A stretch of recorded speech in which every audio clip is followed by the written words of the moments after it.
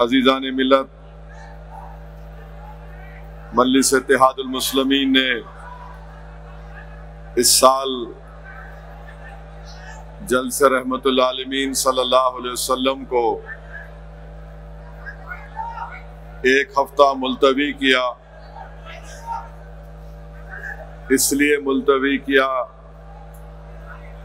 क्योंकि तेलंगाना में और शहर हैदराबाद में गणेश का विसर्जन होता है और कुल जमाती इजलास में जहां पर मजलिस के अरकान असम्बली गए थे, वहां पर रियासत के वजीर आला ने भी हमसे इस बात की अपील की, क्योंकि गणेश के जुलूस को लोग 2 दिन पहले से ले जाकर उसका विसर्जन करते हैं। तो मजलिस इत्तेहादुल मुस्लिमीन ने शहर हैदराबाद के अमन के लिए, रियासत तेलंगाना के अमन के लिए और अमन व ज़ब्त को बरकरार और मजबूत रखने के लिए मजलिस ने जलसे रहमतुल आलमीन सल्लल्लाहु अलैहि वसल्लम को और नातिया मुशायरे को एक हफ्ता मुलतवी किया। और आज अल्हम्दुलिल्लाह दारुस्सलाम की तारीखी सरजमीन पर जलसे रहमतुल आलमीन सल्लल्लाहु अलैहि वसल्लम का इनेकाब अमल में लाया जा रहा है और इंशाअल्लाह कल नातिया मुशायरा होगा, जिसमें ना सिर्फ तेलंगाना के मशहूर और मारूफ नातखा बल्कि हमारे मुल्क के मशहूर और मारूफ शोरा और नातखा अपना कलाम पेश करेंगे।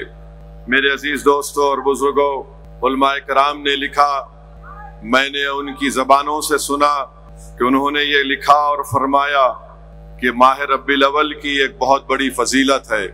और उलमाए कराम ने तशरीह फरमाई कि माह रब्बिल अव्वल का मर्तबा माह रमजान से भी बढ़कर है, इसलिए कि रमजान में अल्लाह सुब्हानहू व तआला ने कुरान करीम को नाजिल किया, तो इस माह मुबारक में अल्लाह सुब्हानहू व तआला ने कुरान वाले को भेजा। रमजान में कुरान को नाजिल किया गया, तो इस माह मुबारक में साहिब कुरान को भेजा। और अगर अल्लाह मोहम्मद मुस्तफ़ा सल्लल्लाहु अलैहि वसल्लम को नहीं भेजता तो ना हमको रमजान मिलता, ना हमको कुरान मिलती, ना हमको ईमान मैसर होता, ना हमको ज़कात देने का तरीक़ा मिलता। ये सब कुछ मिला है तो सदका है नबी करीम सल्लल्लाहु अलैहि वसल्लम का। मेरे अजीज दोस्तों और बुजुर्गों, हदीस कुदसी है कि अल्लाह फरमाता है कि मेरे महबूब, अगर आप न होते तो मैं अपनी रबूबियत को भी जाहिर नहीं करता। अजीज़ान मिल्लत, अल्लाह ने इंसान को बेशुमार नेमतों से नवाजा। अल्लाह ने हम तमाम को, आलम इंसानियत को अल्लाह ने आंखें दी ताकि इन आंखों से उसके कुदरत के चीजों को देख सके। अल्लाह ने इंसान को दिमाग दिया ताकि वो उससे इस्तेमाल करके उसमें अच्छे और बुरे की तमीज पैदा हो सके। अल्लाह ने इंसान को हाथ दिए, पैर दिए ताकि अल्लाह की बनाई हुई जमीन पर वो चल सके और अपने हाथों से मेहनत कर सके। अल्लाह ने इंसान को कान दिए ताकि वो दुनिया की आवाजों को महसूस कर सके। ये ऐसी नेमतें हैं कि इसकी सारी कायनात उसकी कीमत नहीं बन सकती। और अल्लाह कुरान में फरमाता है कि अगर तुम मेरी नेमतों का शुमार करना चाहो तो शुमार नहीं कर पाओगे। मगर जब कायनात में अल्लाह ने मोहम्मद मुस्तफ़ा सल्लल्लाहु अलैहि वसल्लम को भेजा तो कुरान करीम में अल्लाह इरशाद फरमा रहा है कि अल्लाह ने मोमिनीन पर एक बहुत बड़ा एहसान किया और उनमें एक अजमत वाले रसूल को भेजा। तो मालूम हुआ कि नेमत अज़मा है और अल्लाह सुब्हानहू व तआला खुद उस पर एहसान जतला रहा है। मेरे अजीज दोस्तों और बुजुर्गों, हदीस शरीफ में आया कि सहाबी रसूल सल्लल्लाहु अलैहि वसल्लम से पूछा कि या रसूल अल्लाह सल्लल्लाहु अलैहि वसल्लम, हम आपको क़यामत के दिन कहां पर पाएंगे? तो अल्लाह के रसूल सल्लल्लाहु अलैहि वसल्लम ने इरशाद फरमाया कि 3 मुकामात पर मुझको पाओगे। रसूलुल्लाह सल्लल्लाहु अलैहि वसल्लम ने फरमाया कि पहला मुकाम वो होगा जहां पर मेरी उम्मत के आमाल तोले जाएंगे। अगर मेरे किसी उम्मती के आमाल में कमी होगी तो मैं उसको पूरा करूंगा।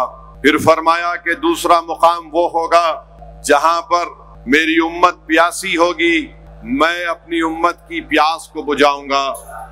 और रसूलुल्लाह सल्लल्लाहु अलैहि वसल्लम ने फरमाया कि मैं अपने हाथों से मेरी प्यासी उम्मत को आबे कौसर का जाम पिलाऊंगा। फिर तीसरा मुकाम रहमतुल्लाह अलमीन सल्लल्लाहु अलैहि वसल्लम ने फरमाया, वो तीसरा मुकाम ये होगा कि जहां पर मेरे उम्मत के आमाल तोले जाएंगे, मेरी उम्मत प्यासी होगी, मैं उनकी प्यास को बुझाऊंगा। तीसरी जगह आका ने फरमाई कि मेरी उम्मत पुले सिरात को पार करेगी, जिब्रील अमीन अपने पर बिछाए होंगे और मैं अल्लाह से दुआ करूंगा कि रब्बि सल्लिम या उम्मती। अल्लाह के रसूल सल्लल्लाहु अलैहि वसल्लम दुआ फरमाएंगे कि या अल्लाह मेरी उम्मत को सलामती से गुजार दे पुले सिरात से।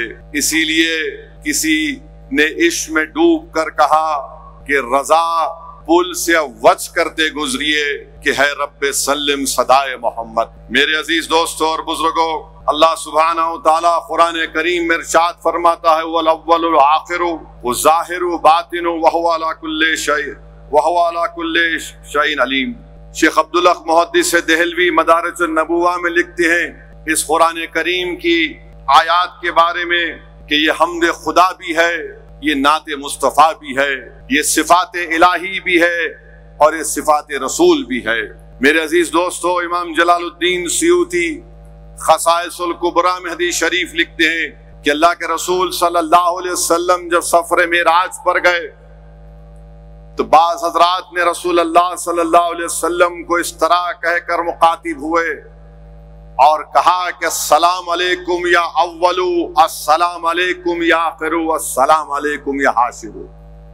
जिब्रील अमीन ने कहा कि या रसूल अल्लाह सल्लल्लाहु अलैहि वसल्लम, ये सलाम करने वालों में हजरत इब्राहिम अलैहिस्सलाम है, हजरत मूसा अलैहिस्सलाम है, हजरत ईसा अलैहिस्सलाम। तो मालूम हुआ कि अंबिया भी रसूल अल्लाह सल्लल्लाहु अलैहि वसल्लम को सबसे अव्वल मानते थे। अल्लाह ने सबसे पहले मेरे नबी को नूर को पैदा किया और आखिरी रसूल बनाकर भेजा। मेरे अजीज दोस्तों और बुजुर्गों, हदीस शरीफ में आया कि रसूल अल्लाह सल्लल्लाहु अलैहि वसल्लम ने फरमाया कि अपनी औलाद को 3 तरबियत दो। एक, अपने रसूल से मोहब्बत उनको सिखाओ, एक दूसरी अहले बैत से मोहब्बत सिखाओ और तीसरा उनको कुरान पढ़ाओ, क्योंकि जो कुरान के हामिलीन रहेंगे हशर के मैदान के दिन वो अंबिया और अल्लाह के साये में रहेंगे, जिस दिन किसी का साया नहीं होगा सिवाय अल्लाह के। अल्लाह के रसूल सल्लल्लाहु अलैहि वसल्लम ने हदीस शरीफ में फरमाया कि हर नबी ने अपनी दुआ, एक खास दुआ अल्लाह ने दी, उसको इस्तेमाल करने में जल्दी की। रहमतुल आलमीन सल्लल्लाहु अलैहि वसल्लम ने फरमाया कि मैंने अपनी इस दुआ को मेरी उम्मत के लिए उठा के रखा हूं और मेरी ये दुआ मेरे उम्मत के गुनाहगारों की शिफा के लिए, शिफात के लिए इस्तेमाल की जाएगी। मेरे अजीज दोस्तों और बुजुर्गों, अल्लाह कुरान में फरमाता है अल्लाह के रसूल सल्लल्लाहु अलैहि वसल्लम के बारे में कि वमा अरसलनाका इल्ला रहमतल लिल आलमीन, कि हमने आपको तमाम जहानों के लिए सिर्फ रहमत बनाकर भेजा। सवाल ये पैदा होता है कि क्या जो लोग रसूल अल्लाह सल्लल्लाहु अलैहि वसल्लम को रहमत नहीं मानते, उन पर रहमत कैसे पूरी हुई? तो हजरत इब्ने अब्बास लिखते हैं कि जो लोग साबिक़ा अंबिया की उम्मतों में उस नबी को, रसूल को नहीं मानते, तो अल्लाह उनके चेहरों को बिगाड़ देता था, अल्लाह उनकी बस्तियों को जमीन में धंसा देता था, अल्लाह उन पर पत्थरों की बारिश करता था। तो जो लोग आज रहमतुल आलमीन को रहमतुल आलमीन नहीं मानते, अल्लाह सुब्हानहू तआला इनको इन अजाब से बचा कर रखा है। अल्लाह के रसूल सल्लल्लाहु अलैहि वसल्लम ने फरमाया कि जो मुझ पर एक मर्तबा दुरूद और सलाम पड़ेगा, अल्लाह उस पर अपनी 10 रहमतों को नाजिल करेगा, अल्लाह उसके 10 दर्जात को बुलंद करेगा, अल्लाह उसके गुनाहों को माफ करेगा। तो मेरे अजीज दोस्तों और बुजुर्गों, आइए एक मर्तबा रहमतुल आलमीन सल्लल्लाहु अलैहि वसल्लम के ऊपर दुरूद सलाम के नजराने पेश करते हैं कि अल्लाहुम्मा सल्ली अला सय्यिदिना मुहम्मदिन अब्दिका रसूलिका नबी उम्मिल आलि सहाबी सल्लम। मेरे अजीज दोस्तों और बुजुर्गों, अगर आप सीरतुन नबी का मायना करेंगे या पढ़ेंगे, जिस जमाने में अल्लाह ने रसूल अल्लाह सल्लल्लाहु अलैहि वसल्लम को भेजा, वो जमाना उलमा इकराम लिखते हैं उसको आमल फितक कहते हैं, आमुल फील भी कहते हैं। उस जमाने में बहुत ज्यादा सब्जी हुई, बहुत ज्यादा फल हुआ, बहुत ज्यादा जो काफिले तिजारत करने के लिए गए थे मुनाफा कमा कर लाए थे। और अरबों में एक जहालत थी उस जमाने की कि जब अगर बच्ची पैदा होती तो अरब लोग उसको जिंदा दरगोर करते, दफना देते। और तरीका ये था कि अगर बच्ची पैदा होती तो गड़ा खोद कर बच्ची को दफनाया जाता और वो बच्ची चीखे मारती, अब्बा अब्बा कहती, मगर इतने संग दिल थे कि उस पर मट्टी डालकर जिंदा बच्चियों को दफना देते थे। तो अल्लाह ने उस साल सिर्फ बेटों को पैदा किया। अल्लाह ये नहीं चाहता था कि मेरा हबीब आ रहा है और कोई बच्चियों पर जुल्म करे। उस साल अल्लाह ने तमाम बेटों को पैदा किया ताकि कोई बेटियों को जिंदा नहीं दफनाए। मेरे अजीज दोस्तों और बुजुर्गों, इस जलसे से एक पैगाम लेकर जाओ नौजवानों। इन जलसों में जब आप शिरकत करते हैं तो एक पैगाम लेकर जाओ।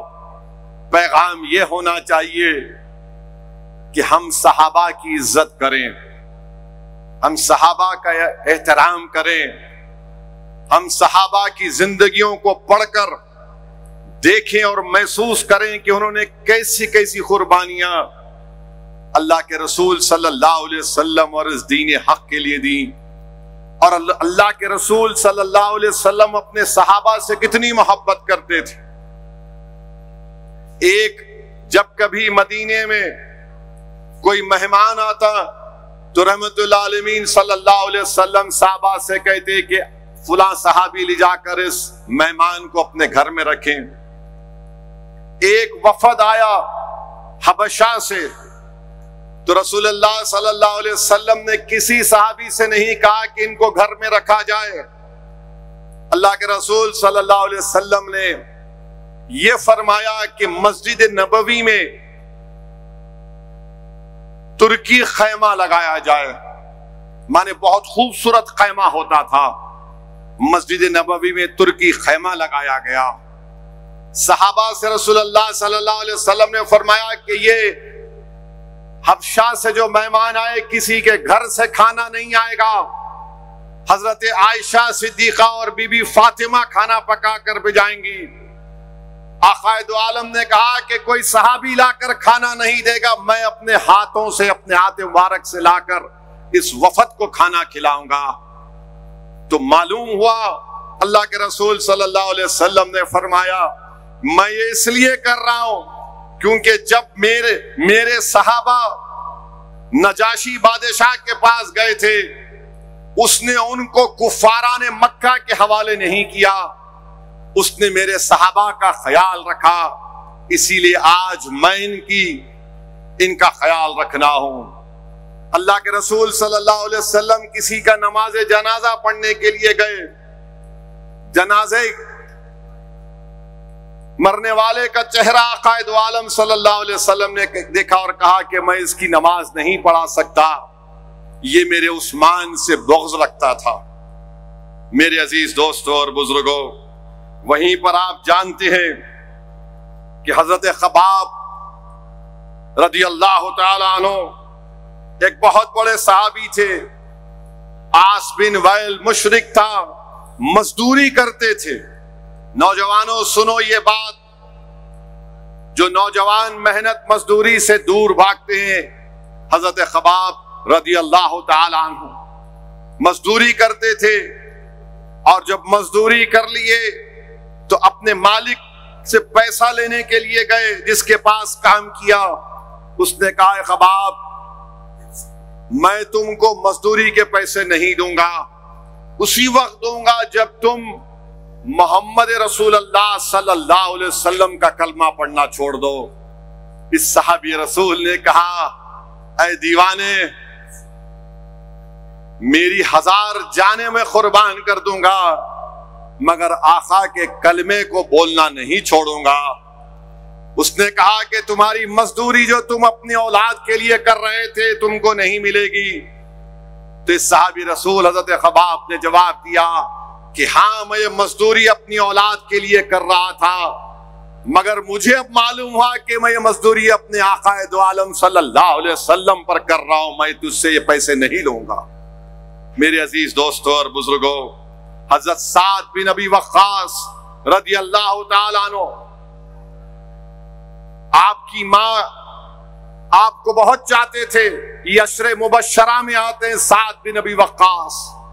नौजवानों, अशरे मुबश्शरा वो 10 सहाबी हैं जिनको अल्लाह के रसूल सल्लल्लाहु अलैहि वसल्लम ने अपनी जिंदगी में जन्नत की बशारत दी। माँ बहुत चाहती थी, आप भी अपनी माँ को बहुत चाहती थी। माँ ने कहा कि मैं खाना नहीं खाऊंगी साथ जब तक कि तू कलमा पढ़ना ना छोड़ दे। 3 दिन माँ भूखी रही। बहनों ने आकर रो रो कर मनाया, रिश्तेदारों ने आकर रो रो कर मनाया। साद बिन अबी वक्कास अपनी माँ के पास गए और जाकर कहा कि अम्मा, मैं तुझे बहुत चाहता हूं, सारी दुनिया जानती है कि मैं तेरा बेमिसाल बेटा हूं। माँ ने समझा कि अब बेटा राजी हो गया मेरी बात को सुनने के लिए। हजरत साद ने क्या खूबसूरत जवाब दिया। उन्होंने कहा कि मेरी माँ, मैंने अपने दिल को टटोला, अपने जमीर को टटोला, और मेरा दिल और जमीर मुझसे कहता है कि अगर मेरी माँ के पास 1 से ज्यादा जाने होती मैं उसको कुर्बान कर दूंगा, मगर मोहम्मद सल्लल्लाहु अलैहि वसल्लम की गुलामी को नहीं छोड़ूंगा। और माँ ने कहा कि मैं अपने बेटे को जानती हूं, ये मुझे बेइंतहा चाहने वाला है। जब इसने तय कर लिया कि मुझसे ज्यादा मोहम्मद सल्लल्लाहु अलैहि वसल्लम को चाहता है तो लाओ, मैं खाना खाना शुरू कर देती हूँ। अब आप देखिए, फारूक आजम आ रहे हैं, माल लेकर आ रहे हैं। रसूलुल्लाह सल्लल्लाहु अलैहि वसल्लम फारूक आजम से पूछ रहे हैं कि उमर इब्न खत्ताब कितना सामान लाए हो। फारूक आजम ने कहा, आधा लाया हूं। जब सिद्दीक अकबर आए, आका ने फरमाया, अबू बकर सिद्दीक घर में किसको छोड़कर आए हो? तो सिद्दीक अकबर ने कहा कि अल्लाह के रसूल सल्लल्लाहु अलैहि वसल्लम को और अल्लाह को छोड़ आया हूं। मेरे अजीज दोस्तों और बुजुर्गों, सहाबा किराम की अज़मत इस हदीस शरीफ से समझो। अल्लाह के रसूल सल्लल्लाहु अलैहि वसल्लम ने फरमाया, जब कोई सहाबी किसी जंग में जाते तो आका ने फरमाया कि अगर उसमें एक सहाबी होगा मेरा तो अल्लाह उस सहाबी के बरकत से तुमको कामयाबी दे देगा। अगर सहाबा नहीं रहेंगे, जिसने सहाबियों को देखा तो अल्लाह उनके बरकत से उनको कामयाबी दे देगा। अगर वो भी नहीं रहेंगे तो तबा ताबईन रहेंगे, यानी जिसने एक सहाबी को देखने वाले को देखा तो अल्लाह उनकी बरकत से तुमको कामयाबी दे देगा। तो नौजवानों, सहाबा कराम की इज्जत और एहतराम करो। इस जलसे से ये पैगाम लेकर जाओ कि जब रसूलुल्लाह सल्लल्लाहु अलैहि वसल्लम अपना लाबे दहन, यानी जिसको हम थूक कहते, लहाबे दहन अदब से कहते हैं, तो सहाबा अपने हाथों पर लेकर अपने जिस्म पर मल लेते थे। रसूलुल्लाह सल्लल्लाहु अलैहि वसल्लम अपनी नाक का जो हम क्या कहते हैं रेट अगर निकालते, सहाबा उसको हाथों पे ले लेते, जमीन पर गिरने नहीं देते। नौजवानों, रसूलुल्लाह सल्लल्लाहु अलैहि वसल्लम की अजमत ये है। रसूलुल्लाह सल्लल्लाहु अलैहि वसल्लम से इस तरह मोहब्बत करने का तरीका सहाबा इकराम ने हमको सिखाया। नौजवानों, तुमको याद दिला रहा हूं, तारीखुल कबीर में इमाम तिबरानी ने एक सहाबी का वाकया लिखा, अबू महज़रा रदी अल्लाह ताला। अबू महज़रा जब वजू करते, अपना इमामा उतारते, तो उनके बाल के बीच में एक वो थी जिसको हम बोलते हैं अंगूठी। इतने लंबे बाल थे सहाबी अबू महज़रा के कि उनके कमर तक बाल आते थे। और रसूलुल्लाह सल्लल्लाहु अलैहि वसल्लम का हदीस है कि जो आका ने फरमाया कि लानत हो उस शख्स पर जो औरतों के मुशाबे हरकत करेगा, लानत हो उस औरत पर जो मर्द की तरह करती। अब ये अबू महज़रा के बाल इतने लंबे थे, क्यों थे? जब वो बचपने में थे तो उनकी माँ ने रहमतुल्लाह आलमीन सल्लल्लाहु अलैहि वसल्लम के पास अबू महज़रा को लेकर गए और रसूलुल्लाह सल्लल्लाहु अलैहि वसल्लम उनकी माँ की दरख्वास्त पर उनके लिए दुआ भी की और आक़ाए दो आलम सल्लल्लाहु अलैहि वसल्लम ने अपना दस्त मुबारक उनके सर के हिस्से पर रखा। तो माँ ने कहा कि जिस रहमतुल्लाह आलमीन सल्लल्लाहु अलैहि वसल्लम ने, आक़ाए दो आलम ने, शाफ़े रोज़े जज़ा ने, इमामुल अंबिया ने मेरे बेटे के सर पर उस जगह पर हाथ रखा, मैं अपने बेटे के बाल नहीं कटाऊंगी। और अबू महज़रा कहते थे कि मेरे माँ ने बाल नहीं कटाए, मुझे भी हया आती थी कि मैं कैसे उस बाल को कटाऊं जहां पर आक़ाए दो आलम सल्लल्लाहु अलैहि वसल्लम का दस्त मुबारक रखा गया। नौजवानों, ये सहाबा इकराम की रसूलुल्लाह सल्लल्लाहु अलैहि वसल्लम से मोहब्बत। इब्न हजर अस्कलानी बहुत बड़े आलिम दीन, मुहद्दिस, वो साबित बुनानी का वाक़या लिखते हैं। साबित बुनानी कौन है? हजरत अनस के शागिर्द हैं। इब्न हजर अस्कलानी क्या लिखते हैं साबित बुनानी के बारे में कि साबित बुनानी हजरत अनस के शागिर्द थे। जब हजरत अनस का आखिरी वक्त आया, सहाबी रसूल हैं, कई हदीस के रावी हैं, उन्होंने कहा कि साबित उस घर में एक डिबिया है, लेकर आओ। वो डिबिया लाए। उन्होंने कहा कि देखो इसमें बाल मुबारक है, ये रसूलुल्लाह सल्लल्लाहु अलैहि वसल्लम के मुंह मुबारक है। और उन्हें वसीयत की कि साबित बुनानी से कहा कि जब मैं इस दुनिया से चला जाऊंगा, जब तुम मेरा कफन दोगे तो मेरी जबान के नीचे अल्लाह के रसूल सल्लल्लाहु अलैहि वसल्लम के मुंह मुबारक को रख देना। साबित बुनानी ने पूछा कि क्यों? उन्होंने कहा कि मुझे उम्मीद है कि जब खबर में हमको रख दिया जाएगा तो फरिश्ते आके सवाल करते हैं, पहला सवाल मन रब्बुका की तरह रब कौन है? हजरत अनस ने कहा कि जब मैं अपना मुंह खोलूंगा तो फरिश्ते मेरे मुंह में रसूलुल्लाह सल्लल्लाहु अलैहि वसल्लम के मुंह मुबारक को देखेंगे और मैं उम्मीद करता हूं कि फरिश्ते मुझसे दूसरा सवाल नहीं करेंगे और मुझे बख्श देंगे। साबित इब्न हजर एक और वाक़या लिखते अस्कलानी कि साबित बुनानी ने हजरत अनस से पूछा कि क्या कभी आपका हाथ रसूलुल्लाह सल्लल्लाहु अलैहि वसल्लम के जिस्म मुबारक को लगा? तो उन्होंने कहा हाँ लगा। तो साबित बुनानी उनका हाथ लेकर चूम लिए। ये मोहब्बत है रसूलुल्लाह सल्लल्लाहु अलैहि वसल्लम से। मेरे अजीज दोस्तों और बुजुर्गों, तुमको मालूम इमाम बुखारी कौन है? जो लोग सेल्फियों में अपनी जिंदगी गुजार देते, तुम इंस्टाग्राम पर रील बनाकर अपनी जिंदगी का वक्त जाया करते, तुमको मालूम इमाम बुखारी कौन थे? इमाम बुखारी वो हैं जिन्होंने बुखारी की अहादीस को जमा किया, जिसको बुखारी शरीफ कहते हैं। 19 साल इमाम बुखारी ने 19 साल 2 लाख अहादीस को जमा किया और अपने उसूल के मुताबिक उन्होंने 7563 हदीस को जमा किया।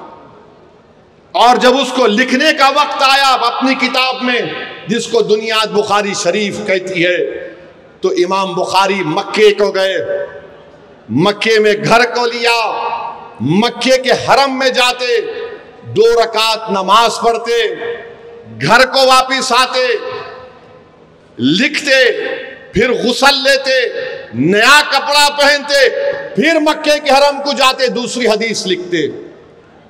तो उलमाए किराम ने लिखा कि इमाम बुखारी ने 7563 अहादीस को लिखने के लिए 15,126 रकाती नमाज पढ़ी, एक एक हदीस को लिखने के लिए। क्यों लिख रहे हैं? कि रसूलुल्लाह सल्लल्लाहु अलैहि वसल्लम की हदीस लिख रहे हैं। 15,126 मरतबा गुसल किया, 15,126 मरतबा कपड़े बदले। ये इश्क रसूल नहीं है तो क्या है बताओ आप। अल्लाह के रसूल सल्लल्लाहु अलैहि वसल्लम की जब इस दुनिया में आमद हुई तो दाई हलीमा के घर में अल्लाह के रसूल सल्लल्लाहु अलैहि वसल्लम है, और देखने वालों ने देखा और पूछा कि दाई हलीमा ये क्या राज है कि रात रात भर तेरे घर में चिराग जलता है। रात रात भर उस जमाने में चिराग जलाना बड़ा कीमती चीज होती थी। कौन सी दौलत तेरे पास आ गई? तो आपने कहा आओ मेरे घर को तुमको दौलत दिखाती हूं। ये प्यारा मोहम्मद सल्लल्लाहु अलैहि वसल्लम आया है, इसकी नूर की रोशनी इतनी है कि मुझे चिराग जलाने की जरूरत ही नहीं पड़ती। हमारी उम्मत की माँ हजरत आयशा सिद्दीक़ा अर्ज करती है रसूलुल्लाह सल्लल्लाहु अलैहि वसल्लम सुई गुम हो गई घर में। अल्लाह के रसूल सल्लल्लाहु अलैहि वसल्लम मुस्कुराते तो उस मुस्कुराने से उस घर में रोशनी हो जाती, और हमारी उम्मत की माँ आका के चेहरे की मुस्कुराहट की नूर की रोशनी में उस सुई को तलाश कर लेती। नौजवानों, ये रसूल अल्लाह सल्लल्लाहु अलैहि वसल्लम का मुकाम है। और फिर हम जानते हैं कि जिस जमाने में रसूल अल्लाह सल्लल्लाहु अलैहि वसल्लम आए, अरब लोगों में जहालत थी, जिंदा बच्चियों को दफना देते थे। तो आका ने जमाने का रुख बदला, और अगर कोई अपनी बच्चियों को जिंदा नहीं दफनाता तो जमाना उसकी इज्जत नहीं करता।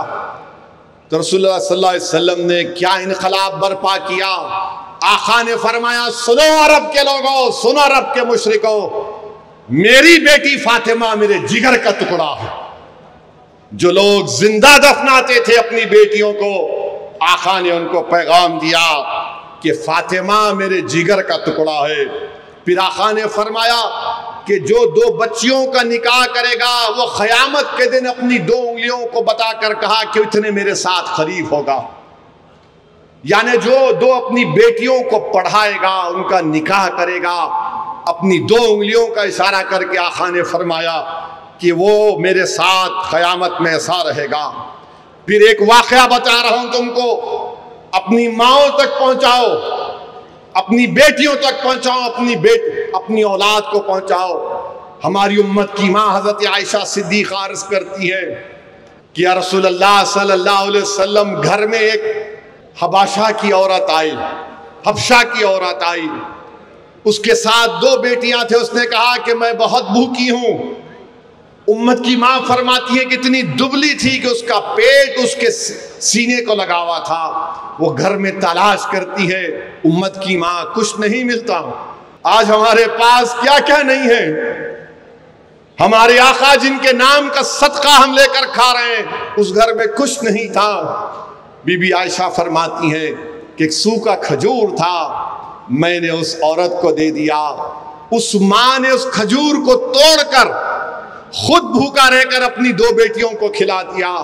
अल्लाह के रसूल सल्लल्लाहु अलैहि वसल्लम जब उम्मत की माँ हज़रत आयशा सिद्दीक़ा के आंख में आंसू आ गए, आप दीदा हो गए, तो रहमतुल्लाह अलमीन ने फरमाया कि सुनो आयशा, हमारी उम्मत की माँ से कहा, ये माँ अगर अपने गलतियों की वजह से जहन्नम उस पर वाजिब हो जाएगी तो इसकी ये दो बेटियां अल्लाह के सामने आकर कहेंगे कि नहीं अल्लाह, तू हमारी माँ को जहन्नम में नहीं डाल सकता। ये वो माँ है जो भूखा रहकर हमको खिलाया।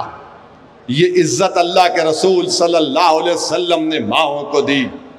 मेरे अजीज दोस्तों और बुजुर्गों, फिर हम ये भी देखते हैं कि हदीस शरीफ में आया, ये जितना मजमा यहाँ पर आज बैठा है, जितनी आवाज अल्लाह अपने फजलो करम से दुनिया के मुल्क के कोने कोने में पहुंचा रहा है, सुनो जालिमों, जो अपनी बीवियों को छोड़ते हैं गैर जरूरी, जो जहेज की लानत पर अपनी बीवियों को अपने बाप के घर को भिजा देते हैं, जो जहेज की लानत की वजह से, जहालत की वजह से, जुल्म की वजह से अपनी बीवियों को घर से निकाल देते हैं, सुनो हदीस शरीफ को। वो बेटी जब अपने माँ के बाप के घर को चली जाती है तो हदीस शरीफ में आका फरमा रहे हैं कि जब क़यामत के दिन उसका बाप उसकी गलतियों की बिना पर जहन्नम का अल्लाह फैसला करेगा तो बेटी अल्लाह के सामने आकर कहेगी, मेरे रब, मेरे अल्लाह, मेरे बाप को तू जहन्नम में नहीं भिजा सकता। जब सारी दुनिया के दरवाजे बंद हो गए, मेरे बाप के घर का दरवाजा खुला था। मेरा बाप मुसीबत उठाकर मुझे पाला। जब मेरा शौहर दुनिया ने मुझे ठुकरा दिया, अल्लाह तू मेरे बाप को जहन्नम नहीं दे सकता। अल्लाह कहेगा कि बेटी बीच में आ गई, इसके बाप को जहन्नम नहीं भिजाया जाएगा। मेरे अजीज दोस्तों और बुजुर्गों, ये आक़ाए दो आलम सल्लल्लाहु अलैहि वसल्लम का इनकलाब है। वहीं पर मेरे अजीज दोस्तों और बुजुर्गों, आपको मालूम अपनी बहनों से इज्जत करना। अभी हमने सुना अल्लाह के रसूल सल्लल्लाहु अलैहि वसल्लम की एक रज़ाई बहन थी। तुमको फिल्म स्टार और नाचने गाने वालियों के नाम तुमको याद होंगे, मगर क्या तुमको रसूलुल्लाह सल्लल्लाहु अलैहि वसल्लम की रज़ाई बहन का नाम मालूम? नौजवानों, उनका नाम हजरत शीमा था। हजरत शीमा था। वो जब रसूलुल्लाह सल्लल्लाहु अलैहि वसल्लम को दाई हलीमा के पास लेकर मैदान में जाती तो उनकी सहेलियां कहती कि देखो, शीमा मोहम्मद बिन अब्दुल्लाह सल्लल्लाहु अलैहि वसल्लम को लाई है। और तमाम के तमाम अल्लाह के रसूल सल्लल्लाहु अलैहि वसल्लम को देखते तो वह सीरत की किताबों में आया कि हजरत शीमा कहती थी कि मेरा भाई ये बच्चों का सरदार है, कल बड़ा होकर इंसानियत का सरदार बनेगा। बहरहाल दो रिवायतें हैं। एक रिवायत में आया कि शायद जंगे हुनैन में जब उनके कबीले के लोग गिरफ्तार हो गए तो फिदिया दिया जाता था कैदियों को रिहा करने के लिए। एक रिवायत में आया कि कोई जाकर हजरत शीमा से कहा कि तुम जानते हो तुम्हारा भाई मोहम्मद सल्लल्लाहु अलैहि वसल्लम जिसने अपनी नबूवत का ऐलान किया, मदीने में वो रहता है। तो तमाम औरतों को साथ लेकर मिलने गई। एक में आया कि वो उन कैदियों को छुड़ाने गई। जब मदीने में पहुंची तो वहां पर लोग रोक देते थे गैर लोगों को आने से। तो उन्होंने चीख मार कर कहा कि हटो मेरे सामने से, तुम नहीं जानते मैं कौन हूं। मैं मोहम्मद सल्लल्लाहु अलैहि वसल्लम की बहन हूं। सहाबा इकराम जाकर रसूलुल्लाह सल्लल्लाहु अलैहि वसल्लम को बताते हैं कि आपकी रज़ाई बहन दाई हलीमा की बेटी वो आई है। अल्लाह के रसूल बोलते हैं कि इंतजाम करो, चादर बिछाओ, मेरी बहन आ रही है। रसूलुल्लाह सल्लल्लाहु अलैहि वसल्लम उनका इस्तकबाल करते अपनी बहन का, रज़ाई बहन का। और ये हजरत शीमा देखती है कि सहाबा किराम का अदब ऐसा है कि कोई नजर उठाकर रहमतुल्लिल आलमीन सल्लल्लाहु अलैहि वसल्लम को नहीं देख रहा, और सब इस बेचैन है कि आका हमको क्या हुक्म देते हैं। उनके दिल में डर होता है ये रोब ये देखकर। अल्लाह के रसूल सल्लल्लाहु अलैहि वसल्लम कहते कि आजा मेरी बहन, बरसों हो गए तुझे देखकर। वो आगे बढ़ती है। अल्लाह के रसूल अपने जिस्म मुबारक से चादर को निकालकर जमीन पर बिछाते हैं और कहते हैं बैठ जाओ मेरी बहन। वो कहती है आपके चादर पर मैं पैर रखकर बोले बैठ जाओ। अल्लाह के रसूल अपनी रज़ाई बहन को बिठाते हैं, हज़रत शीमा को, अपने बचपने की पूरी बातें उनको बताते हैं। क्या बताते हैं? ऐ शीमा तुझे याद है? सुनो भाइयों, जो अपनी बहनों से मोहब्बत नहीं करते सुनो। अल्लाह के रसूल सल्लल्लाहु अलैहि वसल्लम ने फरमाया कि शीमा तुमको याद है, तुम फर्ते मोहब्बत में तुम मेरी हाथ किए किसी एक हिस्से पर तुम मुझे कतर देती थी, मेरे मोंढे पर तुम कतर देती थी, तो मैं उन निशानों को देखकर तुमको याद करता था। और हमारा हाल ये है कि बहन की शादी हो गई तो तेरा कोई हक नहीं है, जा निकल। बाप मर गया तो बोलते नहीं हिस्सा देंगे, मां मर गई तो घर खाली कर दे। सुनो जो जैसा जुल्म कर रहे हैं रसूलुल्लाह सल्लल्लाहु अलैहि वसल्लम, क्या कर रहे हैं। आप दुर्र यतीम हैं, आपका कोई भाई नहीं है, बहन है, मगर ये रज़ाई बहन है। उनको बिठाते हैं, उनको खूब खातिर तवाज़ो करते हैं। फिर जाने का वक्त आया तो आक़ाए दो आलम सल्लल्लाहु अलैहि वसल्लम कहते हैं सहाबा से कि अच्छा ऊंट लेकर आओ। एक अच्छा ऊंट लाया जाता है। अल्लाह के रसूल सल्लल्लाहु अलैहि वसल्लम कहते हैं कि मेरी बहन मेरे कंधे पर कदम रख दे। रहमतुल आलमीन करे मेरी बहन मेरे कंधे पर कदम रख के तो ऊंट पर चढ़ जा। वो कहती है मैं कैसे करूं, आप तो रसूल अल्लाह सल्लल्लाहु अलैहि वसल्लम हैं। बहन बैठती है ऊंट पर, फिर आका ऐलान करते हैं कि लाओ मेरे बहन को कुछ तोहफे तहाइफ दो। सहाबा किराम दौड़ दौड़ कर पूरे ऊंट पे उस इतने तोहफे देते, ऊंट भर जाता है। अल्लाह के रसूल सल्लल्लाहु अलैहि वसल्लम उस ऊंट को पकड़कर मस्जिद खुबा तक जाते हैं। 3 दिन का रास्ता था। हजरत शीमा कहती है कि या रसूल अल्लाह सल्लल्लाहु अलैहि वसल्लम मैं उतर जाना चाहती हूँ। आका फरमाते हैं कि शीमा मैं तुमको देखना चाहता हूँ, बहुत जमाना हो गया। 3 दिन मौजूदा मदीने से खुबा जाते। उसके बाद जब वो वापस जाती है अपने कबीले में तो वाकयात में आया कि शीमा घोड़ी पर है, ऊंट पर है, और आपसे लोग पूछते कि हम परेशान हो गए कि तुमको वहां रोक लिया गया था, क्या तुम वहां से नहीं आना चाहती थी। हजरत शीमा ऊंट पर बैठकर रसूल अल्लाह सल्लल्लाहु अलैहि वसल्लम की अजमत को बयान करती है, उनकी भाई की मोहब्बत को बयान करती है। ऊंट से उतरने से पहले 70 खवातीन इस्लाम को कबूल कर लेती। उतरने से पहले कायनात में ऐसा कोई भाई नहीं होगा मेरे रसूल सल्लल्लाहु अलैहि वसल्लम की तरह। जब ऊंट से उतरती है तो वाकयात में आया कि 300 घर के लोग इस्लाम को कबूल कर लिए। मेरे अजीज दोस्तों और बुजुर्गों, जब बीवियों की बात आती है, नौजवानों सुनो, जो अपनी बीवियों को मारते हैं, तुम बेशरम हो, बुज़दिल हो, तुम लोग, तुम जालिम हो, तुम रसूल अल्लाह सल्लल्लाहु अलैहि वसल्लम के नारे लगाते हो, तुम ईद मिलादुन नबी के दिन झंडे लेके लहराते हो, तुम या रसूल अल्लाह के नारे लगाते हो और तुम अपनी बीवी को मारते भी हो। बेशर्मो, सुधर जाओ। अल्लाह के रसूल सल्लल्लाहु अलैहि वसल्लम की एक मिसाल बताओ जहां पर उम्मत की माओं को हाथ उठाया मेरे आका ने। तुम्हारी मर्दानगी ये नहीं है कि तुम अपनी बीवी पर हाथ उठाओ, तुम्हारी मर्दानगी यह है कि तुम अपनी बीवी से मोहब्बत करो। जालिमों, जो अपनी बीवियों को मार रहे हैं, कल तुम्हारी बेटी को कोई मारेगा तो तुम्हारे दिल पर क्या गुजरेगी। कोई एक हमारी बहन, हमारी बेटी मुझे फोन की, 3 दिन पुरानी बात है कि असद साहब मैं फुला फुला हूं, मेरा शौहर मुझे मार कर निकाल दिया। मैंने कहा कि आप पुलिस में कंप्लेन करिए। उन्होंने कहा कि मैं गई थी भवानी नगर पुलिस स्टेशन में। मैंने कहा कब से तुमको मार रहा है? बोले बहुत महीनों से ये हरकत कर रहा है। मैं अपने बाप के घर को आ गई, मेरा बाप भी नहीं है, हम सिर्फ 2 बहनें हैं। रो रही थी। मैंने कहा बोलो मैं क्या कर सकता हूं इसमें? तो हमारी बहन ने कहा असद साहब, ये आप उसकी होटल का इनाग्रेशन करे थे, मैं फोटो देखी आपकी, वो बिरयानी बेचता है, आप कुछ करिए ना। मैंने उस अपनी बेटी से कहा कि मेरी बेटी, जब ये जालिम एक जानवर बनकर तुमको 8-10 महीने से मार रहा है, तुम दोबारा उसके पास जाना चाहोगी, कहीं तुम्हारी जान ना ले ले।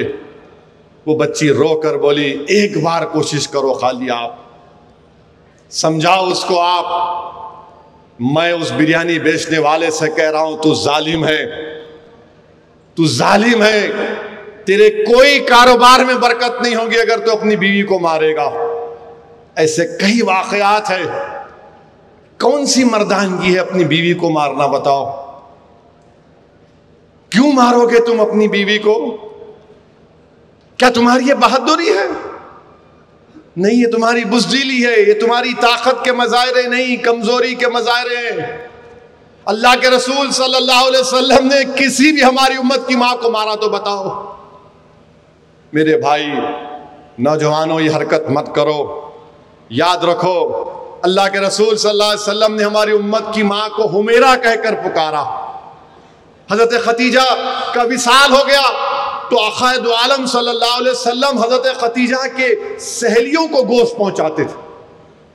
वो दुनिया में नहीं है, मैं उनकी सहेलियां गोश्त पहुंचाते थे। वो इतना जिक्र करते हजरत खतीजा का, हमारी उम्मत की मां का, कि बीबी आयशा सिद्दीक़ा ने अर्ज़ किया, रसूलुल्लाह सल्लल्लाहु अलैहि वसल्लम, आप एक बूढ़ी का इतना जिक्र करते हैं, अल्लाह ने आपको उनसे बेहतर अज़वाज दिए। रसूलुल्लाह सल्लल्लाहु अलैहि वसल्लम नाराज़ हो गए और कहा कि खबरदार, खदीजा के बारे में ऐसा नहीं बोला जा सकता। जब मक्के में कोई मुझे कबूल करने के लिए तैयार नहीं था, खदीजा ने मुझे कबूल किया। कोई मेरा पैगाम कबूल करने के लिए तैयार नहीं था, खदीजा ने मेरे पैगाम को कबूल किया। और हदीस शरीफ में आया, नौजवानों देखो, जो अपनी बीवियों को मारते हैं, जो अपनी बीवियों को गैर जरूरी तंग करते हैं, हजरत खदीजा खातून जन्नत बीबी फातिमा से अर्ज करती हैं कि जाओ अपने अब्बा मोहम्मद सल्लल्लाहु अलैहि वसल्लम से कहो कि मुझे उनके जिस्म पर जो कमली है मुझे दे दे। वो जाकर खातून जन्नत अर्ज करती हैं, आका उनके पीछे आते हैं और पूछते हैं उम्मत की माँ से कि क्यों आपने पूछा? तो कहते हैं मेरे ज़िंदगी का आखिरी वक्त आ गया या रसूल अल्लाह सल्लल्लाहु अलैहि वसल्लम, मैं आपके दी हुई इस कमली में इसको कफन के तौर पर खबर में जाना चाहती हूँ। अल्लाह के रसूल सल्लल्लाहु अलैहि वसल्लम की आंख में आंसू आ जाते हैं और कहते हैं कि तुम जो कुछ मुझसे मांगना चाहो मांगो, मैं देने के लिए तैयार हूं। नौजवानों, ये आका की मिसालें दे रहा हूं तुमको। अगर तुम यहां से उठकर जाओगे और अपनी जिंदगियों में तब्दीली नहीं लाओगे, अपनी बीवियों पर जुल्म करोगे, तो फिर याद रखो बदनसीबी तुम्हारा मुकद्दर बन जाएगी, खुदा ना खास्ता। वहीं पर मेरे अजीज दोस्तों और बुजुर्गों, गुलाम उस जमाने में गुलाम होते थे। अगर कोई गुलाम किसी अपने आका का धूप में जूता उठाकर छांव में रखता तो उसको मारा जाता कि किसके हुक्म पर तूने मेरे जूते उठाए। गुलाम कहता कि धूप है, तुम्हारे जूते खराब हो रहे थे।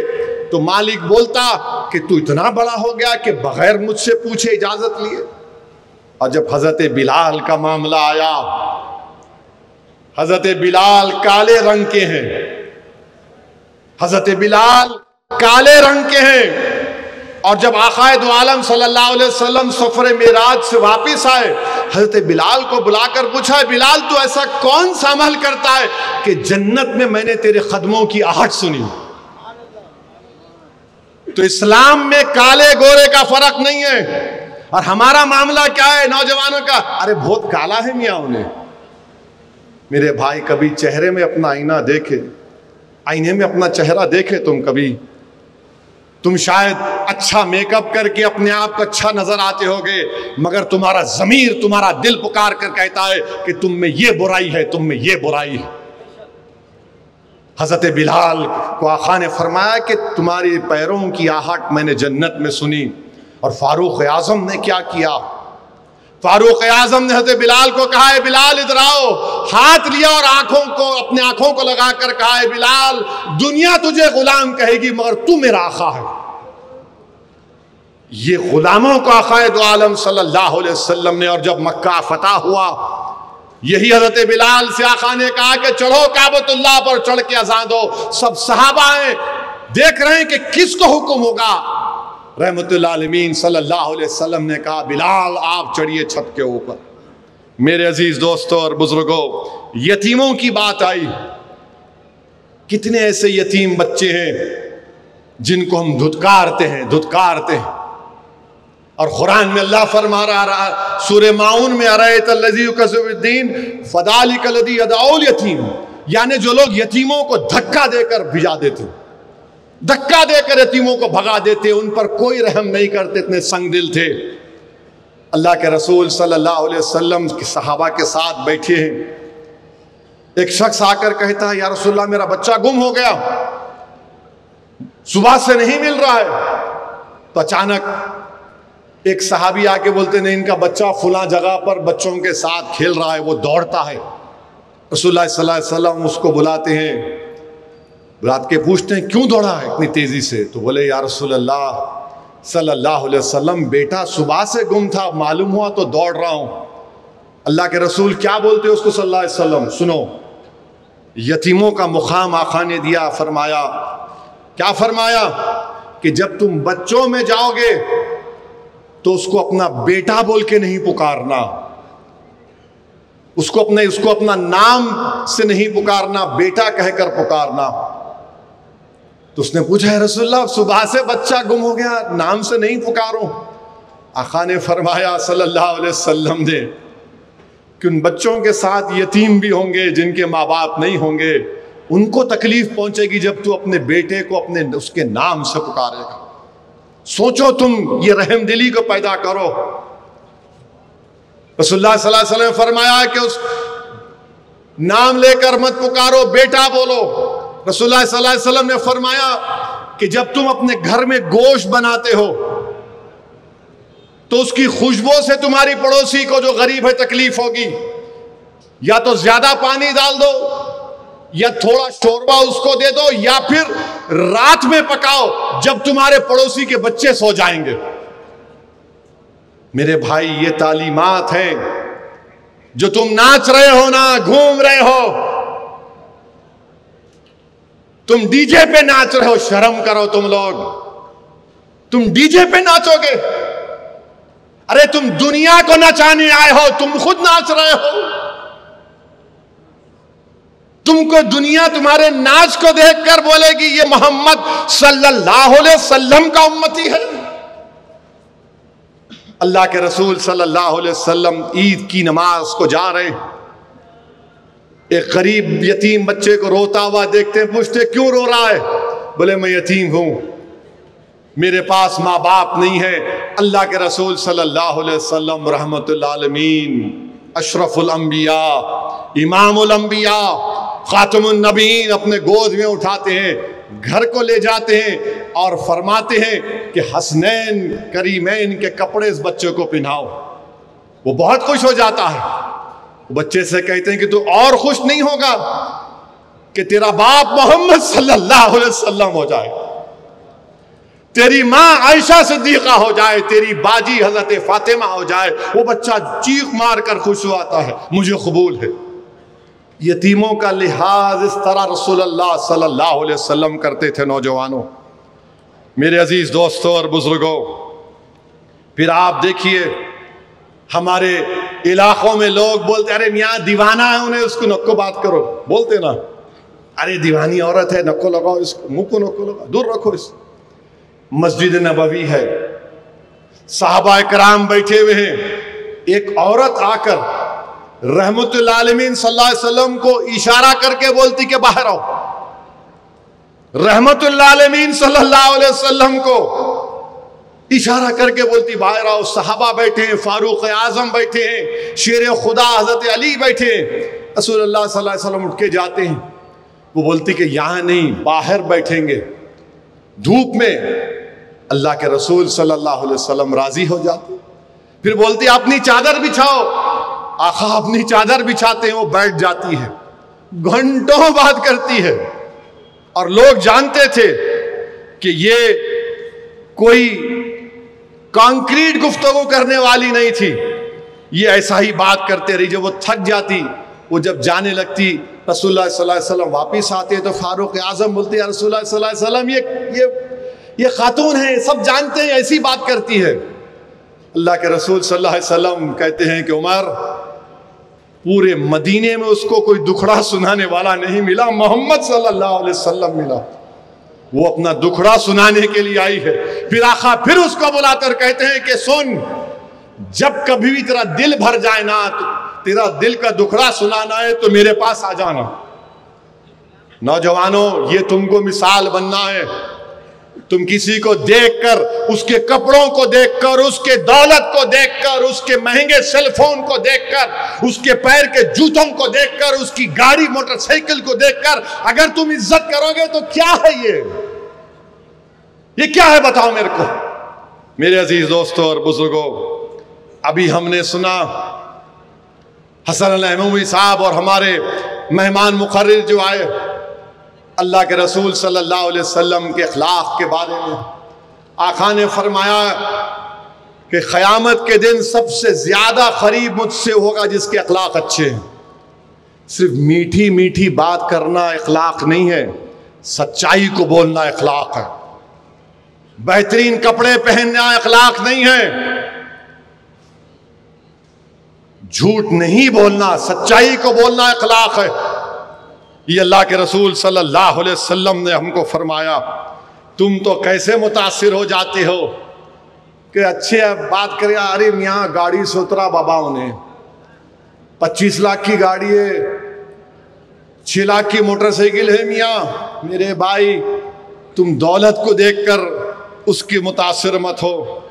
और रसूलुल्लाह सल्लल्लाहु अलैहि वसल्लम को सबसे पहले लोग क्या बोलते थे कि मोहम्मद सल्लल्लाहु अलैहि वसल्लम अमीन है, सादिक है, सच्चे हैं, बुर्दबार हैं, अपने वादे के पक्के हैं। हदीस शरीफ में आया, सुनिए, यहां पर जो लोग बातें करना चाह रहे बाहर जा सकते हैं आप। जिसको अगर बात करना है बाहर जाइए, छोड़िए भाई साहब, एक भाई साहब बाहर जाइए आप। अल्लाह के रसूल सल्लल्लाहु अलैहि वसल्लम जंग बदर है, ये 313 सहाबी, 1000 मुशरिकीन कुफ्फार हैं। 3 सहाबी आ रहे हैं जंग में शिरकत करने के लिए। जंग बदर में अबू जहल मिल गया। मौलाना ने कहा कि बीजेपी वाला अबू जहल मिल गया। अबू जहल मिल गया, उसने कहा कहाँ जा रहे हो? उन सहाबियों ने कहा कि हम मोहम्मद सल्लल्लाहु अलैहि वसल्लम के पास जा रहे हैं। बोले जंग में जा रहे हो? उन्होंने कहा नहीं नहीं, जियारत करने जा रहे हैं। बोले जंग में तो नहीं आओगे? तो उन्होंने कहा हम वादा करते नहीं जाएंगे। मोहम्मद सल्लल्लाहु अलैहि वसल्लम आकाए दो आलम के पास पहुंचे और कहा या रसूल अल्लाह, ऐसा ऐसा हुआ। अल्लाह के रसूल सल्लल्लाहु अलैहि वसल्लम ने क्या फरमाया? 313 सहाबी हैं, तलवार नहीं है, नेजा नहीं है, घोड़े नहीं है, वो 1000 का काफिला है कुफारों का। हर एक के पास तलवार, जर्रा है, खाने को खाना है या कुछ नहीं है, बदन पे कपड़े भी बराबर नहीं है। रसूलुल्लाह सल्लल्लाहु अलैहि वसल्लम ने फरमाया कि नहीं, तुम इस जंग बदर में शिरकत नहीं कर सकते। बोले रसूलुल्लाह सल्लल्लाहु अलैहि वसल्लम, उन्हें काफिर है अबू जहल। बोले मगर वादा तो मोमिन ने किया था ना, वादा तो मोमिन ने किया था, तुम नहीं शिरकत कर सकते। मेरे भाई एक सहाबी रसूल थे, अब्दुल्लाह इब्न रोहा, उर्दन में उनकी मज़ार मुबारक है। अब्दुल्लाह इब्न रोहा ने क्या कहा? अगर कुरान में अल्लाह अपने नबी की नबूवत का आयत का इजहार नहीं करता, अगर जिब्रील अमीन नहीं आते, अगर हम अपनी आंखों से चांद के टुकड़े 2 टुकड़े होते नहीं देखते, हम रसूलुल्लाह सल्लल्लाहु अलैहि वसल्लम की उंगलियों से पानी बहता हुआ नहीं देखते, हम हजरत जाबर के दस्तरखान पर 100 सहाबियों को खाना खाते हुए नहीं देखते, तब भी हम रसूलुल्लाह सल्लल्लाहु अलैहि वसल्लम के चेहरे के हुस्न को देखकर बोलते कि ये कभी झूठ नहीं बोलने वाला।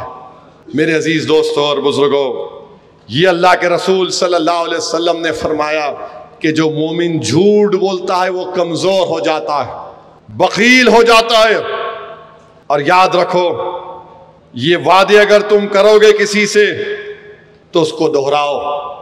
एक यहूदी हजरत बिलाल को कर्जा दिया और बोला कि फुला वक्त अदा कर देना। 3 दिन पहले यहूदी आ गया और हजरत बिलाल से तल गुफ्तगू किया। रसूलुल्लाह सल्लल्लाहु अलैहि वसल्लम भी आ गए, आक़ाए दो आलम सल्लल्लाहु अलैहि वसल्लम से भी तल गुफ्तगू किया। फारूक आज़म तलवार निकाल लिए। आका ने फरमाया ठहरो, और फारूक आज़म को हुक्म दिया कि जाओ, इसकी जितनी रकम है उतने खजूर दो, और तुमने जो गैर जरूरी गुस्सा किया उसके भी खजूर दे दो। फारूक आज़म उस यहूदी को लेकर गए, और यहूदी को लेकर गए, वो यहूदी आपसे बात करना शुरू कर दिया। फारूक आज़म उससे बात नहीं कर रहे थे। उसने कहा उमर बिन खत्ताब रज़ी अल्लाह तआला अन्हु कि मैं एक यहूदियों का आलिम हूँ, हमारी किताब तौरात में नबी आखिर ज़मा का जिक्र है, मैंने अल्लाह के रसूल मोहम्मद सल्लल्लाहु अलैहि वसल्लम की निशानियाँ देखी हैं। मैं एक निशानी को देखना चाहता था कि अगर कोई उनसे जहालत से गुफ्तगू करेगा तो वो सबर करेंगे और उनका हिल्म में इजाफा होगा। तो मैंने देख लिया उमर, अब तुम मुझे मदीने वाले के पास लेकर चलो। उमर, मुझे माफी दिलाओ और मदीने वाले का कलमा मुझे पढ़ा दो, क्योंकि मैं तौरात में जो पढ़ा हूं वो आखिरी नबी मोहम्मद सल्लल्लाहु अलैहि वसल्लम है। मेरे नौजवानों, बुर्दबारी से काम करो और सबर अख्तियार करो। 100 मरतबा सबर का जिक्र कुरान करीम में अल्लाह ने किया। सबर करना बुज़दिली नहीं है। कुतुब हदीस में 500 हदीस है। उसके रावी कौन है? शेर खुदा हजरत अली। और हजरत अली ने क्या फरमाया कि जिस तरह जिस्म में सर का मुकाम है, उसी तरह इस्लाम में सबर का मुकाम है। सबर करो नौजवानों, मायूस मत हो जाओ। क्या तुम नहीं जानते कि इमाम हुसैन का मुकाबला यजीद पलीद से हुआ?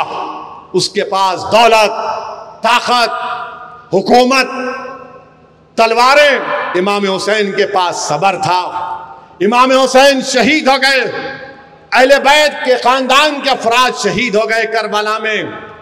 यजीद उसके बाद भी 4 साल जिंदा रहा, मगर इमाम हुसैन ने उसको ऐसे घेरे में लेकर मारा कि सुबह क़यामत तक यजीद पलीद हो गया और हुकूमत हुसैन की थी और हुसैन की रहेगी इंशाअल्लाह ताला। मेरे अजीज दोस्तों और बुजुर्गों, हम दुश्मन को अपने सबर में डूब कर मारेंगे इंशाअल्लाह। अपने सबर में उसको डुबा कर मारेंगे। और हमारे मजलिस के चाहने वालों से कह रहा हूं, रोज कोई ना कोई फोन करके बोलते उन्हें ऐसा बोल दिया, उन्हें वैसा बोल दिया, इन्हें ये बोल रहा। मेरे भाई, इमाम अहमद बिन हंबल का एक वाक़या याद आ रहा है। इमाम अहमद बिन हंबल एक बिच्छू को पानी में डूब रहा था, उठा लिए। वो फिर डसा, उसको छोड़ दिए। फिर पानी में डूब रहा था, फिर उठा लिए, फिर डसा, फिर छोड़ दिए। ऐसा 3-4 मरतबा हो गया।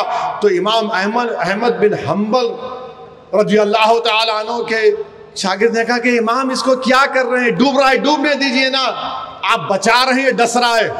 तो इमाम अहमद बिन हंबल ने क्या कहा? मैं इसके डसने की वजह से अपनी फितरत को नहीं बदलूंगा। ये डसना जानता है, मैं इसको बचाना जानता हूं। तो जो लोग बिच्छू बने हुए हैं, हम उनको भी बचाएंगे। आज नहीं तो कल वो डसना छोड़ेंगे। मगर इनके डसने से क्या हो रहा, हमको बताओ आप। पार्लियामेंट के इलेक्शन में टाई फिश हो गई,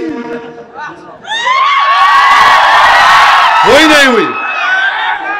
पूरे दुनिया के बिच्छुआ जमा हो गए, पूरे बिच्छुआ जमा हो गए। हम बोले आओ डसने की कोशिश करे, मगर उनके डसने में दम ही नहीं था, टाई फूस हो गई। तो नहीं, चीखा मत मारो। बताने का मकसद ये है कि कभी भी आप लोग जो है ना, सबर का दामन मत छोड़िए। किसी शायर ने अच्छा कहा था। क्या कहा था शायर ने? हम तो दुश्मन को भी पाकीज़ा सजा देते हैं। हम तो दुश्मन को भी पाकीज़ा सजा देते हैं, हाथ नहीं उठाते, नजरों से गिरा देते हैं। हम तो दुश्मन को भी पाकीज़ा सजा देते हैं, हाथ नहीं उठाते, नजरों से गिरा देते हैं। तो ये काम आपको करना है। और हम मिलादुन नबी को मनाने वाले शाह वलीउल्लाह मुहद्दिस देलवी दुर्र समीन में अपने वालिद शाह अब्दुर रहीम का जिक्र करते हैं। उनके वालिद मिलादुन नबी को बड़ा जोश व खरोश से मनाते। एक वक्त ऐसा उनके पास 2 पैसे थे, खाना खिलाते थे गरीबों को। एक वक्त 2 पैसे थे, तो क्या किए, उन 2 पैसों से भुने हुए चने खरीदे और गरीबों में बांट दिए। रात में रसूल अल्लाह सल्लल्लाहु अलैहि वसल्लम का दीदार नसीब हुआ। शाह वलीउल्लाह दुर्र समीन में लिख रहे हैं कि ख्वाब में अल्लाह के रसूल सल्लल्लाहु अलैहि वसल्लम तशरीफ़ फरमा है। आक़ाए दो आलम रहमतुल्लाह अलैहि सल्लल्लाहु अलैहि वसल्लम के सामने वो भुने हुए चने रखे हुए, और आक़ा फरमा रहे हैं कि अब्दुर रहीम तूने बड़ा नेक काम किया, ये चने भुने हुए चने बांट कर। तो मेरे अजीज़ दोस्तों और बुजुर्गों, हाजी इमदादुल्लाह महाजिर मक्की रिसाला फैसला हिफ्त मसला में लिखते हैं कि फ़कीर का मशरब ये है कि महफिल मिलाद में शरीक होता हूँ, बल्कि बरक़ात का ज़रिया समझकर सालाना मुनक़िद करता हूँ और ख़याम में लुत्फ़ और लिज़्ज़त पाता हूँ। ये हाजी इमदादुल्लाह महाजिर मक्की ने लिखा। मेरे नौजवानों, मैं एक बात आपके सामने अर्ज कर रहा हूं, शायद आपको कोई पसंद ना आए, मगर इतना सुनने के बाद क्या तुम आइंदा साल डीजे के सामने नाचोगे? क्या तुम इतना सब सुनने के बाद तुम आइंदा साल या 12 रब्बीउल अव्वल को म्यूजिक लगाकर नाचोगे? कितने लोग ये फैसला करेंगे कि आइंदा साल जब अगर मीलाद की रैली हम निकालने का फैसला करेंगे तो कितने लोग डीजे को नहीं लेके जाएंगे? तुमको अल्लाह का वास्ता देकर बोल रहा हूं, सोच समझकर हाथ उठाओ, क्योंकि आज तुम हाथ उठाओगे कल हशर के मैदान में ये गवाह बनेगा। कितने लोग आइंदा साल डीजे नहीं लगाओगे? वादा कर रहे हो? वादा कर रहे हो? अब एक और सवाल का जवाब दो, अगर कोई डीजे निकालेगा तो समझाओगे उसको? समझाओगे उसको? तुम रसूलुल्लाह सल्लल्लाहु अलैहि वसल्लम के गुलाम हो मेरे भाई, हम उनके गुलामों के गुलाम के पैरों की धूल नहीं है। हम आका दो आलम की आमद का जश्न डीजे से करते हैं। अरे गरीबों को खाना खिलाते, खाना खिलाओ, शादियां कराओ, कोई खून का तिया देते, बहुत अच्छा है। के साथ तुम शैतानों की तरह नाच रहे हो। याद रखो मेरे अजीज दोस्तों और बुजुर्गों, जो कौम अपने तमद्दुन, सकाफत, अपने अकायद और नजरियात, अतवार और आदात से बेताल्लुक होकर दूसरी कौमों की आदतों को अपनाएगी, तुम अपनी खबर को खोद रहे हो। याद रखो, तुम दूसरी कौमों की आदतों को अपना रहे हो। वो डीजे निकालते तो मैं भी डीजे निकालूंगा, नहीं। तुम में ये फर्क है कि तुम में एक एजाज है, तुम्हारा मुकाम बहुत बड़ा है। तुम दूसरों को देखकर नहीं, लोग तुमको देखकर तुम्हारी तरह बनना चाहिए। तुम दूसरों को, इन्होंने डीजे निकाला हम भी निकालेंगे, उन्होंने जुलूस निकाले हम भी जुलूस निकालेंगे, उन्होंने नाच रहे हम भी नाचेंगे, उन्होंने भी नारे लगा रहे हम भी नारे लगाएंगे। मेरे अजीज दोस्तों और बुजुर्गों, तुम अगर दूसरी कौमों की तकलीद करने लगे, याद रखो अपने हाथ से तुम अपनी खबर खोद रहे हो। तुम अपने हाथ से खबर खोद रहे हो। हुस्नो जमाल अपनी जात की जलवा नुमाई में है, याद रखो। तुम बहरूपिये बन रहे हो, बहरूपिये बन रहे हो। चार मीनार के सामने एक डीजे का आग लग गई, उसको क्या, कैसे आग लगी? अरे आका जब आए तो ईरान के आग ठंडे हो गए थे दीवानों। आका जब आए तो फारिस के आग ठंडे हो गए, और तुम आका के नाम पर जुलूस निकाल रहे, तुम्हारे डीजे की लारी में आग लग गई। जरा तो शर्म रखो, जरा तो ख्याल रखो कि तुम किसके नाम का सदका खा रहे हो। तुम ये भूल जा रहे हो कि कल जब हशर का मैदान होगा, हम सब जमा होंगे, जब मीजान के पास हमारे आमाल तोले जाएंगे, अल्लाह हुक्म देगा कि हम जैसे गुनाहगारों को जहन्नम में डाल दे, तो रसूलुल्लाह सल्लल्लाहु अलैहि वसल्लम देखेंगे कि मेरे उम्मती को फरिश्ते घसीट कर जहन्नम में लेके जा रहे हैं। रसूलुल्लाह सल्लल्लाहु अलैहि वसल्लम दौड़ कर फरिश्तों को बोलेंगे, नहीं, असदुद्दीन अवैसी को जहन्नम में नहीं डाल सकते। फरिश्ते बोलेंगे, अल्लाह का हुक्म, बोले नहीं, मेरे उम्मती को, मेरी उम्मती को नहीं ले जा सकते। अल्लाह बोलेगा, दोबारा लाओ इसका, फिर से इसके अमाल को तोलो। अमाल तोले जाएंगे, असदुद्दीन के गुनाह ज्यादा होंगे। रसूलुल्लाह सल्लल्लाहु अलैहि वसल्लम हदीस शरीफ में आया कि अपने गिरेबान से एक छोटा सा कागज निकालकर उस मीजान पे रखेंगे, नेकियों का पल्ला भारी हो जाएगा। अल्लाह बोलेगा, अरे इसका तो नेकियां बढ़ गए, इसको जन्नत में दाखिल करो। वो आदमी खुश होगा, चीख मारेगा और बोलेगा, आप कौन हैं? आप कौन है जो मुझे जहन्नम से बचा लिए? तो रहमतुल आलमीन फरमाएंगे, मैं मोहम्मद सल्लल्लाहु अलैहि वसल्लम हूँ मेरे उम्मती। वो जो दुनिया में तू मुझ पर दुरूद व सलाम के नजराने पेश करता था, मैं उस दुरूद व सलाम को तेरे आमाल में रखा और तुझे तेरे नेकियों का पल्ला भारी हो गया। मेरे भाई, नेक बनो मेरे दोस्तों। क्या तुमको इतना भी तुम नहीं देख रहे कि फलस्तीन में 40,000 गज्जा में लोग मारे गए, 12 लाख लोग बेघर हो गए, घर नहीं है। ये तो टेंट बहुत अच्छा है, ये इसमें पानी लीक नहीं हो रहा है। कपड़ों के टेंट में फलस्तीनी रह रहे हैं, कपड़ों के टेंटों में। और जब 11 रबीउल अव्वल आया तो जिनके बच्चे मर गए, जिनके बाप मर गए, जिनकी मां मर गई, जिनकी बहन मर गई, जिनका घर तोड़ दिया गया, जिनके पास कपड़े नहीं है, जिनके पास खाने को खाना नहीं है, वो उन कपड़े के टेंटों में जमा होकर कह रहे तलाउल बदरू अलैना, आका के मिलाद का जश्न मना रहे हैं।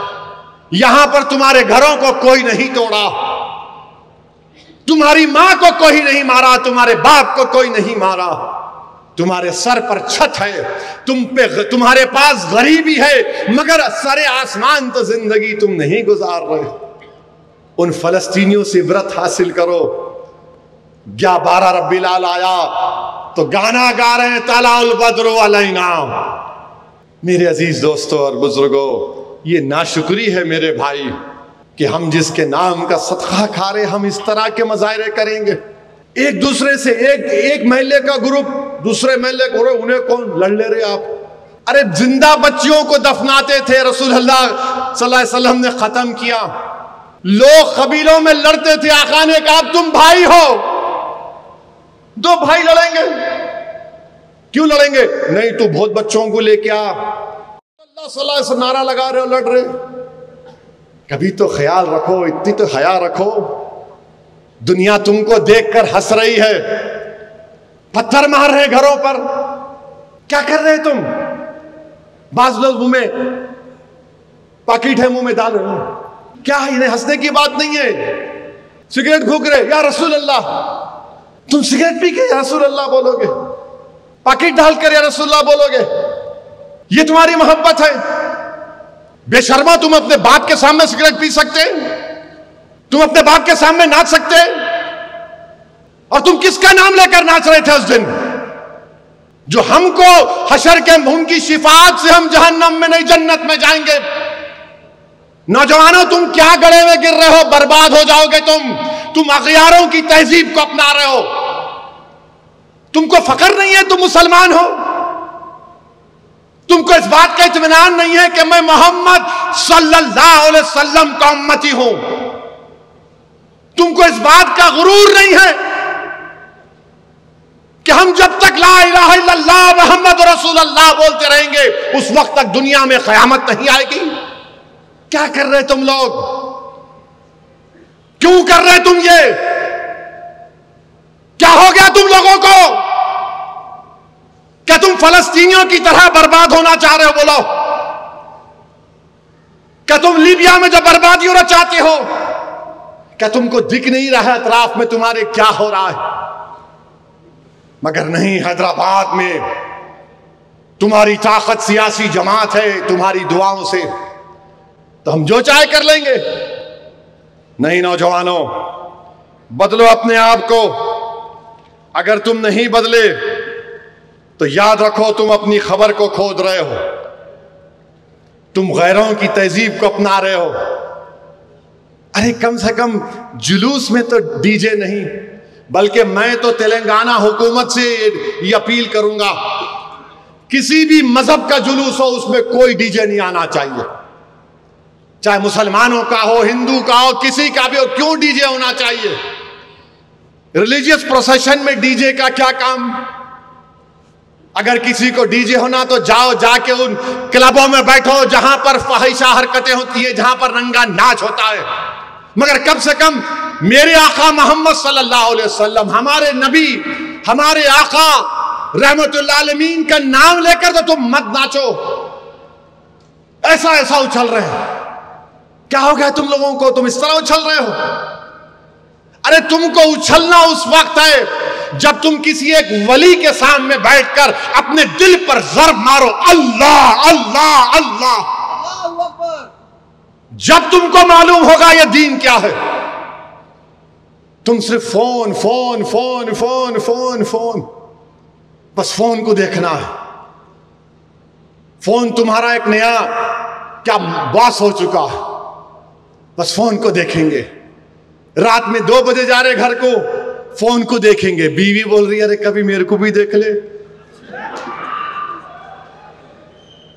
घर को आ रहे, अम्मा बोल रहे हमको तो देख ले, अम्मा सलाम अलैकुम।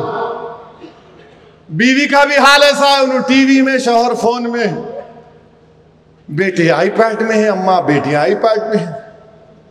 पूरा माहौल माशाअल्लाह सुभान अल्लाह। कभी तुम वर्जिश करो, खेल कूद करो, चलो, सेहत को बनाओ, ताकतवर बनो अपने आप को, मगर नहीं, खाली फोन मुंह में खोले, वो डाले, सिगरेट पी लिए, मिल रहा ना वहां पे, वहां मिल ले, चल। मोटरसाइकिल एक पहिए पे चला रहे, क्या हुआ बोलो? तुमको मालूम पुले सिरात क्या है? पुले सिरात तलवार की तेज धारी एक ब्रिज की तरह है। ब्रिज भी नहीं है, उसमें से गुजरने का है अंधेरे में। फजर की नमाज कितने लोग बाजमात पढ़ते, हाथ उठाओ। देखो आप, ये हाल है आपका। आपकी सच्चाई को सलाम करता हूं। जो फजर की नमाज बाजमात पढ़ते, हशर के मैदान में जब पुले सिरात को जाएंगे ना, तुम एक एक कदम रखेंगे तो तुम्हारे कदमों में रोशनी अल्लाह पैदा करेगा। क्यों? तुम बाजमात फजर की नमाज पढ़ते थे। तुम इशा की नमाज अंधेरे में जाकर पढ़ते थे, मगर नहीं। अब किसी से पूछो, मिला मियाँ सुबह नहीं उठे? नहीं साहब, जरा देर हो गई रात में। अरे 1 दिन 2 दिन, रात भर 2-2 बजे जाग रहे। एक साहब तो नहीं ताज्जुद पढ़ के सोया था, मतलब फजर गोल कैसा हो गई? फिर नहीं, ताज्जुद पढ़ के सो गया, फजर को नहीं उठा। अरे दीवाने, फर्ज काम पहले कर। मेरे भाई बुजुर्गों, गुफ्तगू तल्ख हो गई, मगर मैं आपको बताने का मकसद ये था कि दिल में एक तकलीफ थी। अगर आइंदा साल, मुझे नहीं मालूम कि मिलाद का जुलूस निकलेगा या नहीं निकलेगा, क्योंकि डीजे तो नाकाबिल कबूल है। डीजे तो नाकाबिल कबूल है। क्या क्या कर रहे आप लोग? आप दूसरे मुसलमान बरादरी के खिलाफ नारे लगा रहे, वो भी देखा मैं। बेशर्मो, क्या कर रहे हो तुम? इत्तेहाद की मिसाल तो पैदा करो। असबियत के मजारे क्यों कर रहे हैं आप लोग? क्या हो रहा है आपको? अब क्या लोग आके तुमको मारकर मुत्तहिद करेंगे? मेरे अजीज दोस्तों और बुजुर्गों, नहीं मालूम आइंदा साल मिलाद का जुलूस निकलेगा या नहीं निकलेगा। और ये डीजे क्यों होना चाहिए? किसी भी मजहबी त्योहार में डीजे की क्या जरूरत? हुकूमत को एक फैसला लेना चाहिए, डीजे बंद कर दो। आप बिल्कुल डीजे बंद कर देना चाहिए, कोई डीजे नहीं चाहिए। क्यों कर रहे भाई? समझो पैसे लगता है तो गरीबों को दो। बच्चियों की शादियां नहीं हो रही हैं, पैसे जमा करके शादी कराओ, पढ़ाओ बच्चों को। तुमको मालूम असदुद्दीन ओवैसी से लोग नफरत क्यों करते? कई वजह है। एक वजह यह है कि जानते हैं कि इसके बाप सलाहुद्दीन ओवैसी रहमतुल्लाह अलैह ने मुझे पढ़ाया था। ये जानते हैं कि इसको अल्लाह ने नबी करीम सल्लल्लाहु अलैहि वसल्लम के सदक़े तुफैल में लंदन से बैरिस्ट्री की डिग्री दिलाई, इसलिए मुझसे जलते हैं। तुम पढ़ो, काबिल बनो, ताकतवर बनो, कुछ तो हिम्मत करो। तुम नहीं देख रहे कितनी दुश्मनी है मेरे अजीज दोस्तों और बुजुर्गों। और फिर हम ये भी देखते हैं कि हमारे वतन अजीज में मुसलमानों से नफरत के जो मजाहरे हो रहे हैं, हद तो ये हो गई कि बेंगलुरु के हाई कोर्ट में, बेंगलुरु के हाई कोर्ट के लॉर्डशिप जज साहब ने बयान दिया। क्या बयान दिया? कि बेंगलुरु में एक इलाका है मुसलमानों का। उन्हें कहा वो पाकिस्तान का इलाका है, जज हाई कोर्ट का जज है, आप बताइए या लॉर्डशिप को क्या हो गया? आप कोर्ट में बैठ के बोल रहे हो इलाका पाकिस्तान का है। जज साहब ये भारत का इलाका है, ये भारत का मुल्क है। जो संविधान पर आपने हल्फ लेकर इंसाफ करने का आपने हल्फ लिया था, और आप उस इलाके को पाकिस्तान कह रहे हैं। मेरे अजीज दोस्तों और बुजुर्गों, अच्छी बात है कि सुप्रीम कोर्ट ने इसका नोटिस लिया है। अच्छा, वही जज साहब एक लेडी लॉयर को बोल दिए, लॉयर को बोल रहे अम्मा अब आप ये बोलेंगे कि तुम्हारा क्लाइंट अंडरवेयर कौन सी रंग की पहनता? नहीं, हंसने की बात नहीं है, इनकी सोच देखो आप। विश्व हिंदू परिषद एक मीटिंग करी, उस मीटिंग में 25 से ज्यादा रिटायर्ड जजेस आ गए, मीडिया की रिपोर्ट है। अब बताइए, जो इंसाफ करने वाले अगर जाकर वहां बैठेंगे विश्व हिंदू परिषद आरएसएस के पास, क्या इंसाफ करेंगे ये लोग? कौन से संविधान का पास लिहाज करेंगे? कौन सा कानून की बालादस्ती को सामने रखकर फैसला देंगे? मैं भारत के मुसलमानों से अपील कर रहा हूं, देखो इन चीजों को, महसूस करो इन चीजों को। और फिर हम नहीं देखते कि एक करीमनगर का एमपी है जो भारत की कैबिनेट में विजारत दाखिला का मंत्री है, करीमनगर में बोल रहा है कि भारत के मदरसों में AK-47 सिखाया जाता झाड़ू के साथ। अरे तुम होम मिनिस्टर हो, इतनी नफरत तुमको क्यों है करीमनगर के एमपी? AK-47 मदरसों में सिखाया जाता। राजा राम मोहन राय, मुंशी प्रेमचंद मदरसों में नहीं पढ़े थे? ये कह रहा है मदरसों में AK-47 सिखाया जाता। सुनो करीमनगर के एमपी, तुम्हारी आरएसएस आजादी की लड़ाई में कोई रोल अदा नहीं की थी। आरएसएस के लोग मियां मिट्ठू बनकर बैठे थे, अंग्रेजों से कुर्बानी मुसलमानों ने दी। अंग्रेजों के खिलाफ लगाएंगे, अंग्रेजों के खिलाफ ये मदरसे वालों ने जिहाद का फतवा दिया था। सुनो करीमनगर के एमपी, करीमनगर के एमपी, अंग्रेजों के खिलाफ अल्लामा फजल हक खैराबादी ने जिहाद का फतवा दिया था। काला पानी की सजा अल्लामा फजल हक खैराबादी को हुई, उसी काला पानी भी अल्लामा फजल हक खैराबादी का इंतकाल हो गया। सुनो करीमनगर के एमपी, तुम्हारी आरएसएस कुछ नहीं की भारत की आजादी की लड़ाई में।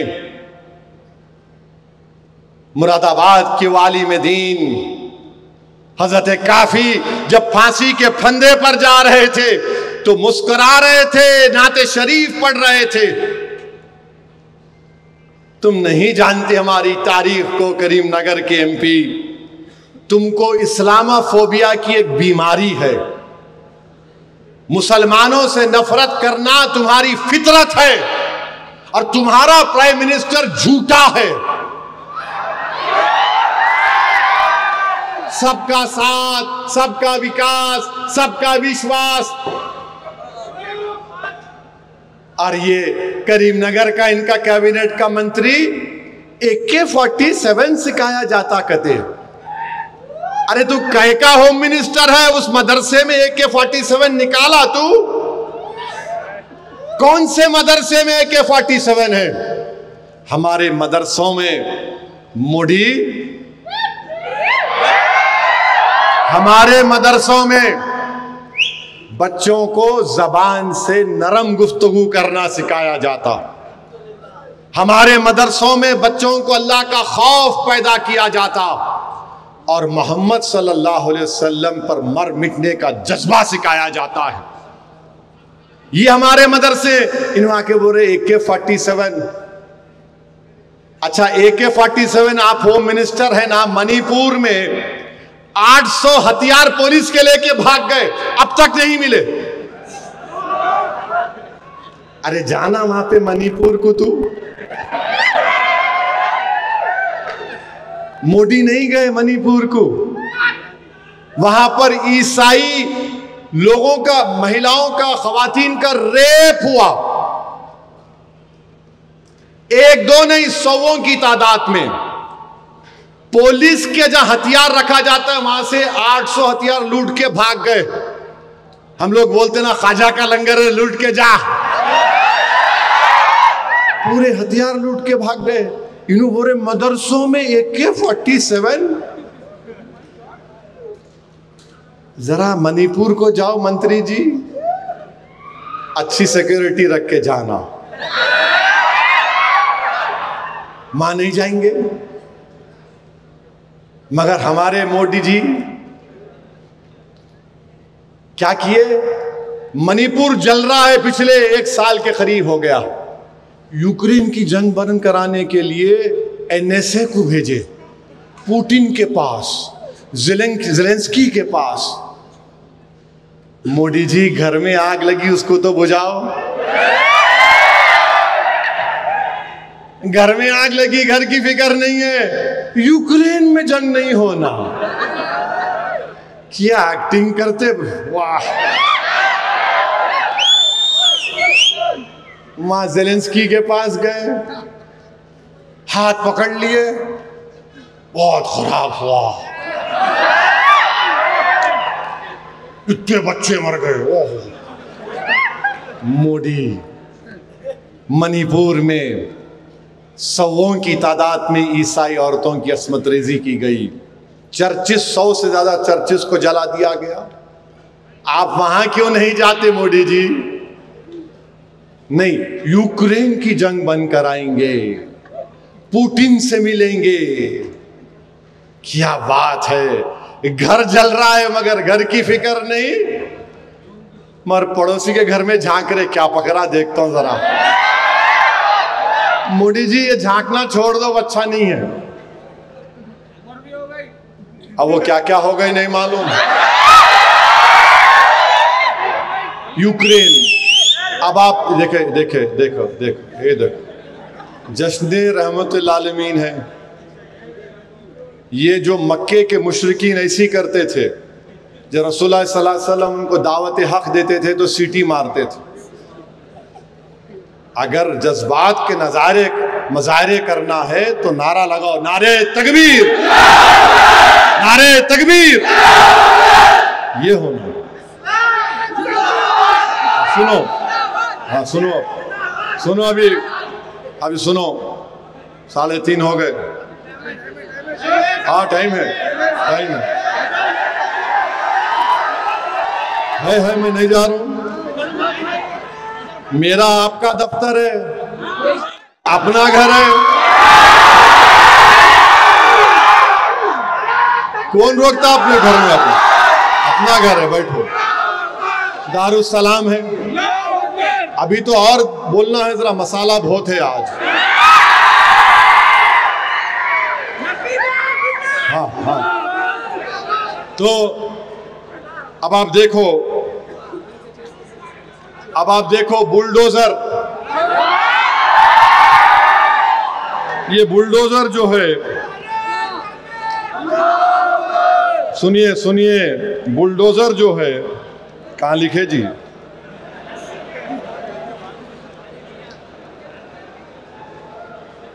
बुलडोजर के बारे में बोल रहा था।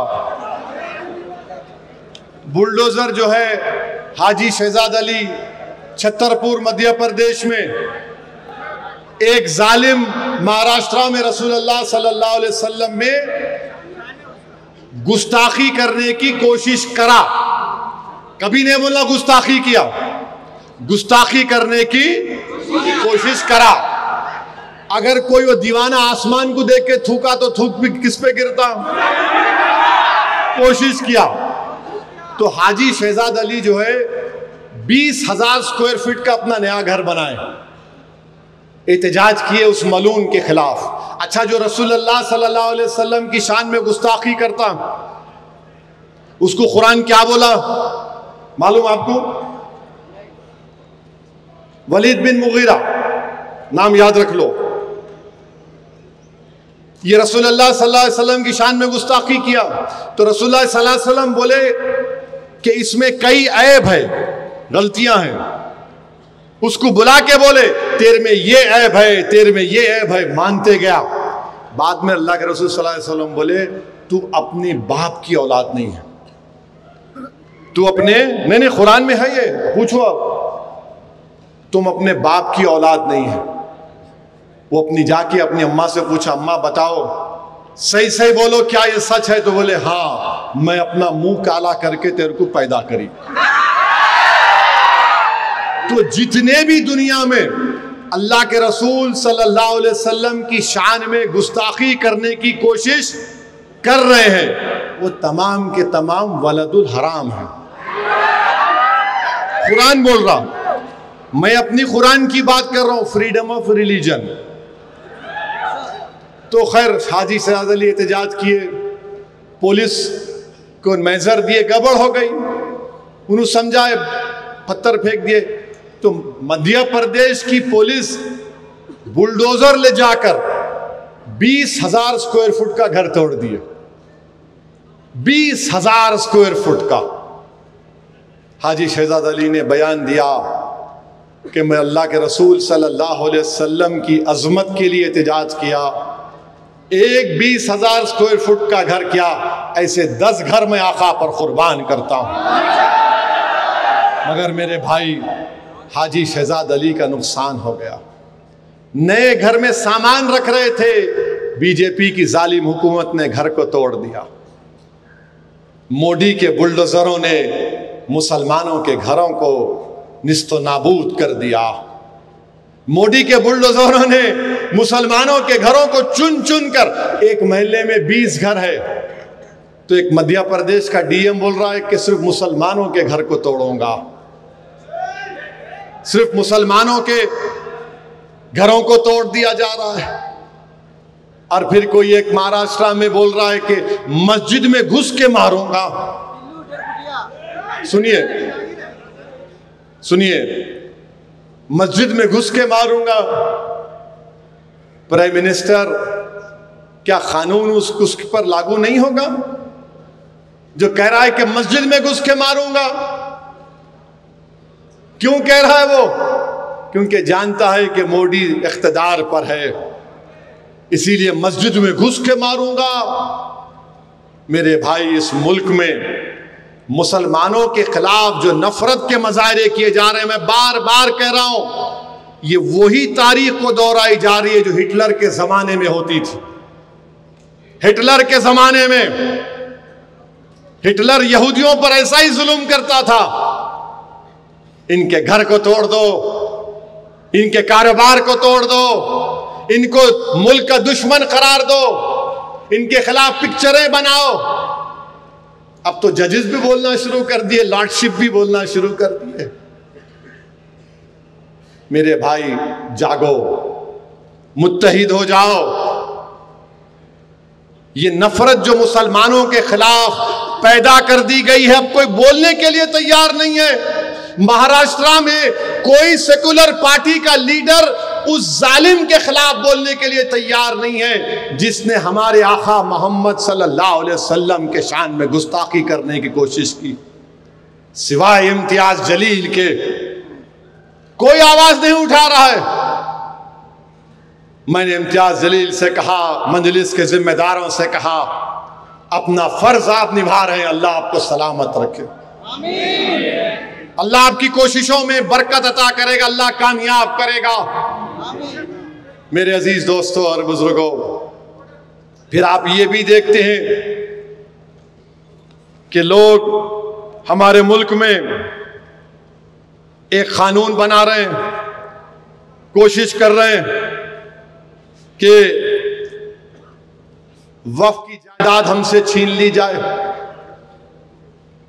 मैं बार बार कह रहा हूं, बीजेपी वाले बोलते पूरे मुल्क में ओवैसी जाकर लोगों को उकसारा, उन्हें ही बोल रहा मस्जिदें छीन लेंगे, दरगाह छीन लेंगे, कब्रस्तान छीन लेंगे, ईदगाह छीन लेंगे, जमीनात छीन लेंगे। बीजेपी वालों, तुम मेरी सच्चाई का सामना नहीं कर सकते। मैं जानता हूं तुम्हारी हरकतें क्या हैं। ये जो कह रहा हूं भारत के मुसलमानों से कह रहा हूं, याद रखो, हमने एक बाबरी मस्जिद को खोया, और क्यों खोया बता रहा हूं आज तुमको। ये जो कानून मोदी लाए हैं, बिल लाए हैं, कानून नहीं बना अभी, इसमें वक्फ बाय यूजर है, यानी आप किसी चीज को इस्तेमाल करते हैं तो उससे उसके इस्तेमाल पर वो वक्फ हो जाती है। मिसाल के तौर पर एक कब्रस्तान है, तदफीन हो रही, वक्फ की हो जाती बरसों से। मस्जिद है, जिस अंग्रेजी का वर्ड है टाइम इमेमोरियल से आप नमाज पढ़ रहे हैं, वक्फ बाय यूजर है। ईदगाह है, तो अब मोदी क्या किए, वक्फ बाय यूजर को निकाल दिए, और मोदी ये बोल रहे कि आप रजिस्टर्ड डीड से अब आप वक्फ करना, यानी जितने वक्फ की प्रॉपर्टियां हैं 33,000 वक्फ की प्रॉपर्टी तेलंगाना में। तो मोदी ये बोल रहे हैं कि अब ये कानून जब खुदा ना खास्ता बन गया तो ये 33,000 वक्फ की प्रॉपर्टीज जो तेलंगाना में है, इसमें 90% के पास डीड नहीं है, रजिस्टर्ड डीड नहीं है, तो वो क्या होंगे, वक्फ नहीं रहेंगे ना वक्फ। जब कानून बोलेगा कि रजिस्टर्ड डीड लेकर आओ, रजिस्टर्ड डीड नहीं है। अगर आपको जाके बोलेंगे कि मक्का मस्जिद का डीड लेकर आओ, मक्का मस्जिद पुरानी है, कितनी पुरानी है, 100 साल, 200 साल, 300 साल, करीब 400 साल पुरानी, 400 साल। अब 400 साल में रजिस्ट्रेशन का डॉक्यूमेंट होता था। अब मोदी बोल रहे नहीं, तुम लेके आना, तो गई हमारी मस्जिद, जाती नहीं जाती। वक्फ बाय यूजर खत्म हुआ तो गया ना। अब सुप्रीम कोर्ट में जब बाबरी मस्जिद का फैसला आया, सुप्रीम कोर्ट ने कहा कि मुसलमानों ने बाबरी मस्जिद को यूज नहीं कर रही थी, आप वक्फ बाय यूजर नहीं थे, इसलिए मस्जिद आपसे छीन ली गई। तो मोदी सुप्रीम कोर्ट के जजमेंट को देख लिए कि वक्फ बाय यूजर को निकालो, और बोलो कि नहीं तुम्हारी मस्जिद नहीं है। कोई भी आके आरएसएस वाला बोलेगा नहीं, इसको खोद के देखो, अंदर कुछ निकलता। इनको खाली खोदना आता है इनको। अरे घर में किसको रखे तो दूसरों का नहीं खोदता उन्हें जाके, हर चीज में नहीं, यहां खोदे तो ये निकलता कते। मेरे भाई सुनो, मजाक का मौजू नहीं है ये अगर कानून बन जाएगा, उत्तर प्रदेश में 1,21,000 वक्फ की प्रॉपर्टीज है, 1,12,000 के पास कागज ही नहीं है। वक्फ बाय यूजर खत्म हो गया तो जायदादें कौन लेगा, वो जायदादें कौन लेगा बताओ।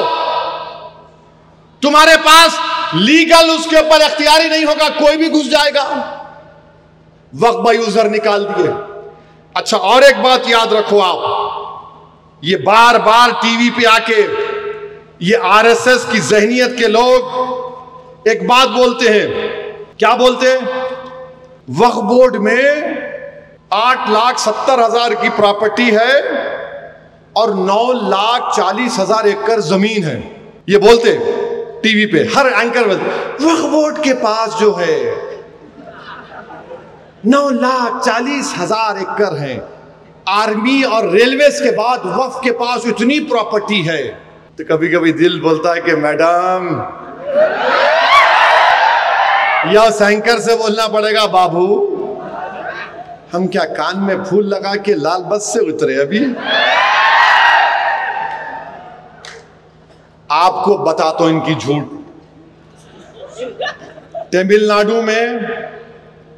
तमिलनाडु में टेम्पल और मठ की जो जमीन है 4,78,000 एकड़ है खाली तमिलनाडु में। मंदिर और मठ की कितनी है, 4,78,000, बोलो 4 लाख। अब आंध्र प्रदेश को आ जाओ, जहां पर चैरिटेबल हिंदू रिलीजियस इंस्टीट्यूशन कहता है कि वहां पर हिंदू एंडोमेंट की 4 लाख है। 4,78,000, 4,08,78,000 हो गए। इन्हों क्या बाजा बजा रहे? 9,40,000। अबे 2 रियासत को मिलाए तो 8,78,000 हो गए। अब इसके बाद आप जाओ तेलंगाना में 87,000 एकड़ जमीन हिंदू एंडोमेंट बोर्ड की है खाली। अब ये तीनों को मिलाते जाओ, 4,78,000, 4 तमिलनाडु के, 4 लाख आंध्रा के, तेलंगाना के 87,000। अब ओडिशा को जाओ आप, ओडिशा में खाली 13 हमारे हिंदू भाई बहनों के मंदिरों की जायदाद, सिर्फ 13 की कैग की रिपोर्ट है 12,767 एकड़। यानी 4 रियासत को मिला लिए तो 10 लाख हो गई। यूपी नहीं मिलाए, अभी महाराष्ट्र नहीं मिलाए, बिहार नहीं मिलाए, कलकत्ता बंगाल नहीं मिलाए, आसाम नहीं मिलाए, झारखंड नहीं मिलाए। अबे किसका बाजा बजा रहे तुम? खाली 4 रियासतों में 10 लाख एकड़ हिंदू एंडोमेंट बोर्ड के हैं, मगर तुमको खाली दूल्हे भाई के पास 9,40,000, 9,40,000। कितना झूठ बोलेंगे? अरे आरएसएस के झूठो, बीजेपी के झूठ बोलने वाले, फैक्ट्री चलाने वालों, टीवी के स्टूडियो में बैठकर मोदी का बाजा बजाने वालों, बेशर्मो। 9,40,000 मुसलमानों के पास है, वक्फ बोर्ड के पास है, वक्फ बोर्ड के पास है। अभी ये 4 रियासतों में 10 लाख एकड़ किसकी है? हिंदू एंडोमेंट बोर्ड की। हम क्या बोल रहे? नहीं, आपने कैसा है? अरे तुम्हारे बाप की दीवी नहीं है, ये गवर्नमेंट की नहीं दीवी है, हमारे आबा अजदाद ने अपने खून की गाढ़े पैसे की कमाई से इसको वक्फ किया है। 9,40,000 है। 4 रियासतों में 10 लाख एकड़ है, उस पर नहीं बात करेंगे। अब हम उम्मीद करते कि मीडिया वाले इसको कल चलाएंगे। डरिए मत मोदी से, मोदी अभी जा रहे हैं, बाय बाय हो रहा है। इंशाअल्लाह ताला जम्मू कश्मीर हारेंगे, हरियाणा भी हारेंगे, महाराष्ट्र में मजलिस कामयाब होगी, मजलिस के एमएलए बनेंगे इंशाअल्लाह ताला। इम्तियाज जलील बनेगा एमएलए, मुफ्ती इस्माइल बनेगा, धुलिया से फारूक शाह बनेंगे, सोलापुर से फारूक बनेगा, मुंबई वर्सोवा से इंशाअल्लाह ताला रईस लश्करी और हमारे कई एमएलए को कामयाब करना है।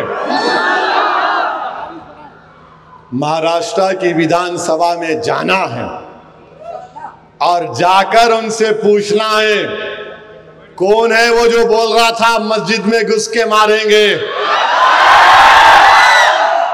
मेरे भाई, ये वक्फ का कानून एक और उसमें बात है।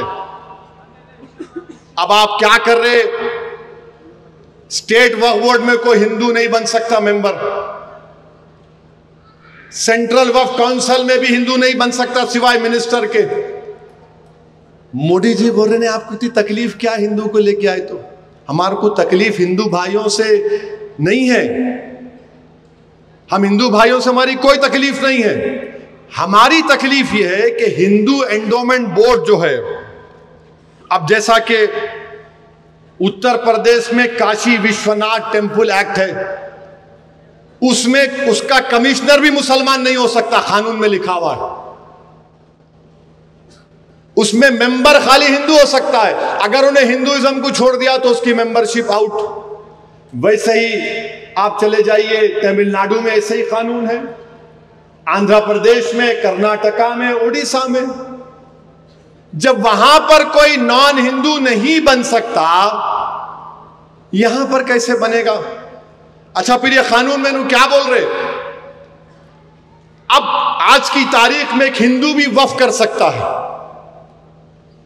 खाली वक्फ मस्जिद नहीं होती। हिंदू बोलेगा कि नहीं भाई मैं यतीमों के लिए वक्फ कर रहा हूं, यह वक्फ होता। अब मोदी क्या बोल रहे, मैं हिंदुओं का लीडर, हिंदू कैसा वक्फ करेंगे, वक्फ बोर्ड नहीं करना। क्यों कर रहे मालूम आपको? क्योंकि राजस्थान में ऐसे कई मुकामात पर हिंदू राजा राजाओं ने मुसलमानों को जायदादें दी। तो जब उन्हें हिंदू मेंबर ही नहीं बनेगा, तो जब नए कानून बनेगा तो रजिस्ट्रेशन में आएगा, तो जो राजा देते थे रख लो, ये तुम ये रख लो, लिख के कुछ नहीं देते थे, उन्हें छीनना चाह रहे, उन्हें छीनना चाह रहे उन जायदादों को, उन्हें छीनना चाह रहे इन जायदादों को। ट्राइब्यूनल है वक्फ का ट्राइब्यूनल, नहीं नहीं नहीं, उसमें डिस्ट्रिक्ट जज चीफ जस्टिस अपॉइंट करता। मोदी बोल रहे नहीं, रिटायर्ड जज को रखूंगा। कलेक्टर है, कलेक्टर को क्या बोल रहे आप? अगर ये कानून बनने से पहले किसी वक्फ की प्रॉपर्टी पर गवर्नमेंट काबिज है तो कलेक्टर फैसला करेगा। यानी कलेक्टर अपने ही फैसले में जज हो सकता। क्या बोलो आप? ये प्रिंसिपल्स ऑफ नेचुरल जस्टिस के खिलाफ है। मेरे भाई, ये कानून इसलिए बनाया जा रहा है कि काशी मथुरा की मस्जिदों को हमसे छीन लिया जाए। आरएसएस बोलती कि 30,000 मस्जिदें हमारी हैं, मुसलमानों की नहीं है। मोदी पिछले दरवाजे से छीनना चाह रहे, पिछले दरवाजे से छीनना चाह रहे। मस्जिदों को कब्जा कर लो, दरगाहों को खत्म कर दो, खानखाहों को बर्बाद कर दो, कब्रस्तानों को ले लो और बिल्डिंगें बना दो वहां पर। इवैक्यू प्रॉपर्टी है। पंजाब हरियाणा में जो लोग पाकिस्तान जाने से पहले वक्फ कर दिए, तो मोदी बोल रहे नहीं, इवैक्यू प्रॉपर्टी खत्म। ऐसा कानून, गंदा कानून बना रहे, वक्फ को खत्म करने के लिए कानून बनाया जा रहा है। मेरी आपसे गुजारिश है कि आपको और हमको मुत्तहदा तौर पर इसका मुकाबला करना है। और जब फैसला होगा एहतजाज का, तो आप और हम एहतजाज करेंगे नहीं करेंगे? दम से नहीं बोल रहे, एहतजाज होगा, आप साथ देंगे या खाली डीजे के सामने डांसिंग करेंगे? अल्लाह की मस्जिद को बचाने आएंगे, औलिया अल्लाह की दरगाहों को बचाने आएंगे, अपने बाप दादा के खबरों को बचाने आएंगे, खानखाहों को बचाने निकलेंगे? मोदी जी आप देख लो, सारी दुनिया में मोदी जाते हैं, जहां कोई मुस्लिम मुल्क मिला, मुस्लिम मुल्क चले गए, ऐसा मिलते उससे, या हबीबी, उन्हें भी बोलना ओफो क्या मिल रहा भाई। मगर हमारे उन भाइयों को नहीं मालूम कि हमारी खबर खोद दे रहे यहां पर। अच्छा, अब एक कोई मलेशिया में एक साहब बैठे हुए हैं, नाम नहीं लेता मैं, उन्होंने एक वीडियो डाल दिए। अब आरएसएस वाले बोल रहे, उन्होंने बोले तो तुम नहीं बोलते। मेरे सामने बोले, कोई पार्लियामेंट में मीटिंग में था, आप नहीं बोले, उन्होंने बोले मलेशिया से। मैं क्या बोलूं? बोले आप नहीं बोलेंगे। अरे मैं क्या बोलूं? बोलो, जो मलेशिया में बैठा हुआ है तुम उससे पूछो, जो भारत में बैठकर तुम्हारे नाक में दम कर रहा है, तुम्हारे सामने खड़ा है, उससे पूछो। नहीं, उन्होंने मलेशिया में बोले, तो मैं क्या बोला? बोला मलेशिया के प्राइम मिनिस्टर अनवर इब्राहिम आए थे भारत को थोड़े दिन पहले मलेशिया के प्राइम मिनिस्टर अनवर इब्राहिम आए थे। मोदी कैसा मिले? लग जा गले। उनको बोलना था कान में, उसको जरा भिजा दो है इंडिया को, उसको नहीं बोले। अच्छा, अनवर इब्राहिम भी बड़े चालाक हैं, उनको गाना गाओ बोले, तो अनवर इब्राहिम जो है दिल्ली में गाना क्या गाए? दोस्त दोस्त ना रहा, प्यार प्यार ना रहा। मैं बोला ओफो, कहीं पे निगाहें कहीं पे निशाना अनवर इब्राहिम। अच्छा, फिर असदुद्दीन ओवैसी बांग्लादेश में जो हो रहा नहीं बोल रहे। अरे भाई, बांग्लादेश में जो हुआ आप भी तो जिम्मेदार हैं मोदी। आप शेख हसीना को ऐसा कर लिए कि बांग्लादेश को भूल गए, शेख हसीना को याद कर लिए। मुल्क में ताल्लुकात जो है भारत और बांग्लादेश में होते, मगर मोदी क्या करते, फॉरेन पॉलिसी अपनी जात पे करते, अपनी इंडिविजुअलिटी पर्सनालिटी पे करते। नहीं, असदुद्दीन ओवैसी क्यों बोले, उसको क्यों बुलाए, यहां पर क्यों बुलाए उसको? अब मैं बोला गलत, क्या बोला मैं? उसको नहीं बुलाना था यहां पर, क्यों बुलाया आप? हम बांग्लादेश हमारा पड़ोसी है, वहां पर पाकिस्तान अगर अपने कदम जमाएगा तो पाकिस्तान टेररिज्म करेगा भारत में। हमको तो बांग्लादेशियों का साथ देना था, शेख हसीना का क्यों दिए? ठीक है, दोस्त है, हम दोस्ती निभाए, बस है, हो गया। आपको मालूम, हैदराबाद में पूरे इंडिया में अगर पहला सुसाइड बॉम्बिंग कहां पे हुई मालूम आपको? हैदराबाद में हुई थी, टास्क फोर्स ऑफिस। आपको याद नहीं होगा कौन आया था, बांग्लादेश से आया था। मैं वो सामने रख के बोला, दीवाने तुम्हारी नजरें सोच भी नहीं सकती मैं जो बोल रहा हूं। तुम बांग्लादेश से दोस्ती करो, रोको पाकिस्तान को वहां पर अपने कदम जमाने से। मगर नहीं, मोदी नहीं, Sheikh Hasina, no no no. अरे भाई, आपको उनसे इतनी मोहब्बत है, बोल लो, खत्म करो, मगर बांग्लादेश को दोस्ती करो। नहीं, शेख हसीना यहां बैठे हुए हैं, वहां बैठ के हमारे को बोल रहे। अच्छा, फिर ये मेरे को गालियां दे रहे सोशल मीडिया पे, ओवैसी ऐसा बोला, ओवैसी ऐसा बोला। आज मैं बोल रहा हूं, सुनो बेशर्मो, बेगैरतो, झूठ बोलने वालों, अब बांग्लादेश से क्रिकेट खेल रहे तो बांग्लादेश के हिंदू याद नहीं आ रहे तुम्हारे को? हाँ, तुम्हारे मुंह में जबान है, मेरे पास बहुत बड़ी जबान है। बांग्लादेश से खेल रहे चेन्नई में, टिक टिक टिक टिक। माशाल्लाह, सिराज भी दो खोल दिया, बुमराह भी कर दिया, मगर बांग्लादेश से क्रिकेट मैच खेल सकते। और ओवैसी से पूछते, ओवैसी बांग्लादेश के हिंदुओं पे जुल्म हो रहा, तुम क्यों कुछ नहीं बोल रहे? तुम क्रिकेट मैच खेलेंगे यहां पे और दूल्हे भाई से पूछेंगे क्या बोलना है। अरे तुम क्रिकेट भी नहीं खेलना था? नहीं, पैसे मिलते ना भाई, अम्मा 100 करोड़ को देना हम लोग। हाँ, मगर बांग्लादेश, मैंने मजम्मत की बांग्लादेश के हिंदुओं पे जो जुल्म हुआ, मैं कंडेम किया उसको। बांग्लादेश के हिंदुओं पर कोई जुल्म नहीं होना चाहिए, कोई जुल्म होना नहीं चाहिए। बांग्लादेश के हिंदुओं को अपने मजहब पे चलना चाहिए। और हम उम्मीद करते हैं कि बांग्लादेश की सरकार वहां के हिंदुओं की हिफाजत करेगी। मगर नरेंद्र मोदी से हम पूछना चाह रहे हैं, आपके दुम छल्ले जो ओवैसी ओवैसी ओवैसी क्या डीजे लगा के नाचते, क्या मेरा नाम लेके तुम लोग क्या तुम? मेरे भाई, ये नरेंद्र मोदी की पॉलिसी। अब ये वक्फ बिल में एक रंग बिरंगे जोकरा भी पैदा हो गए। नहीं नहीं नहीं, मोदी जी बहुत अच्छा काम कर रहे हैं, ऐसा कर रहे हैं। नहीं, दरगाह बोर्ड बनना चाहिए। अच्छा, दरगाह बोर्ड बनना चाहिए। दरगाह बोर्ड की स्पेलिंग नहीं बोल सकते, दरगाह बोर्ड बनना चाहिए।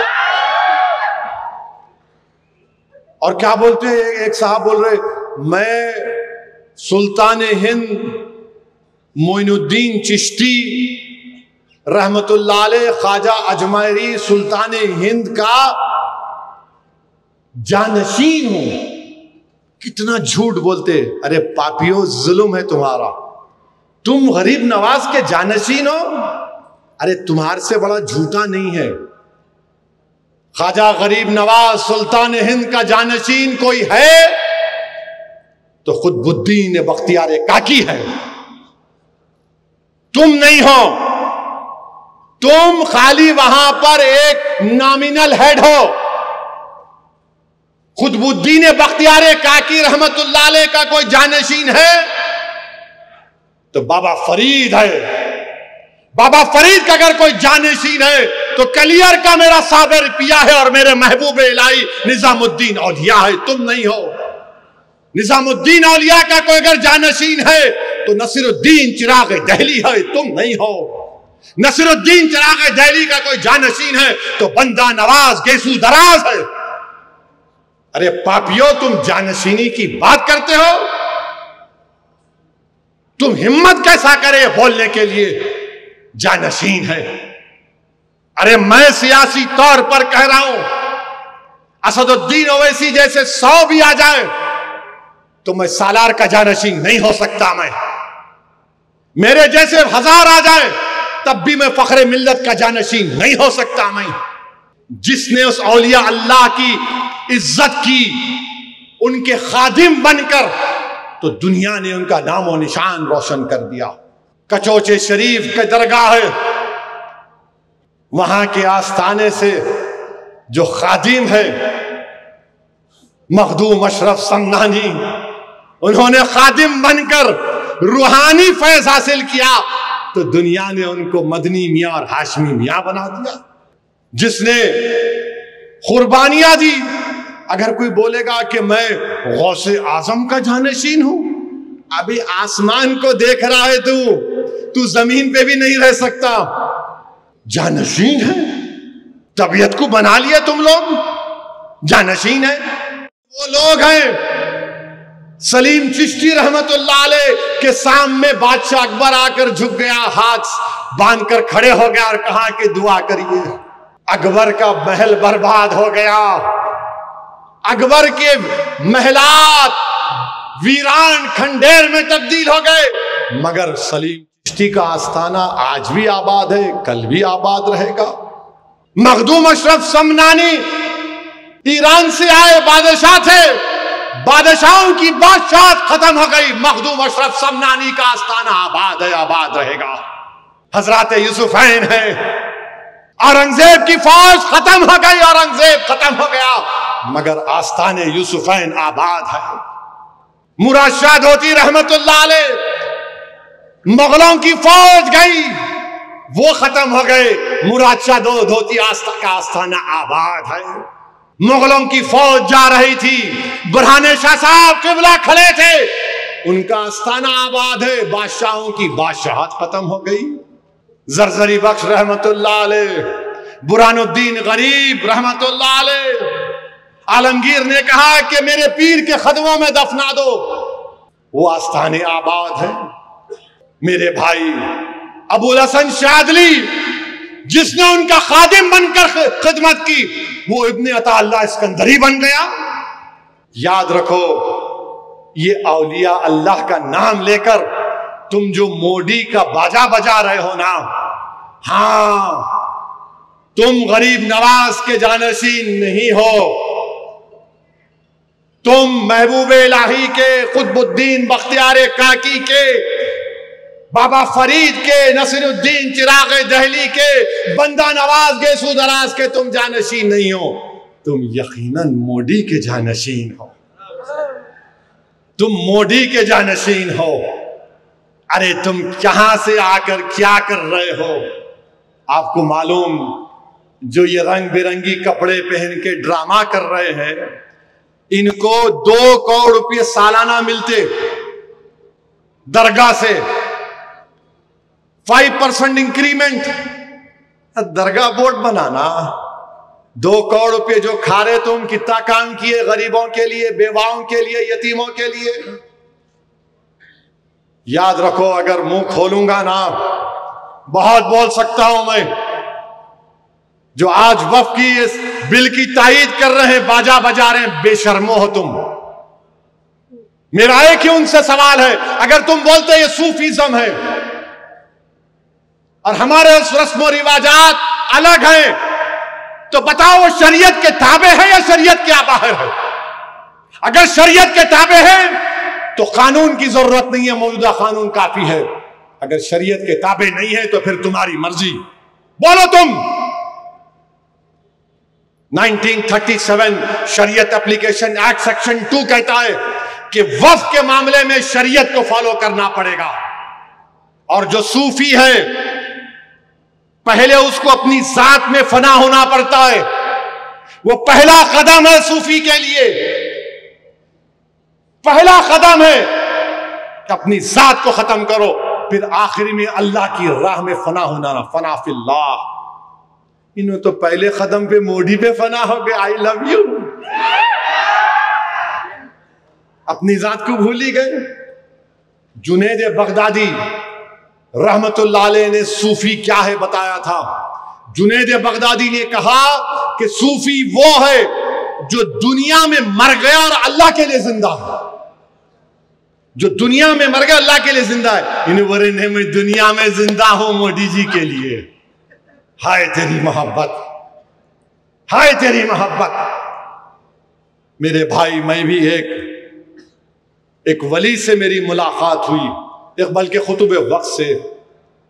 मैंने उनसे पूछा कि कुछ हिदायत दीजिए मुझे, तो उन्होंने कहा असदुद्दीन, तुमको सिर्फ इतना ही बोलूंगा कि तुम जिंदगी में जितनी सांसें ले रहे हो ना, हर सांस पर अल्लाह का शुक्र अदा करो।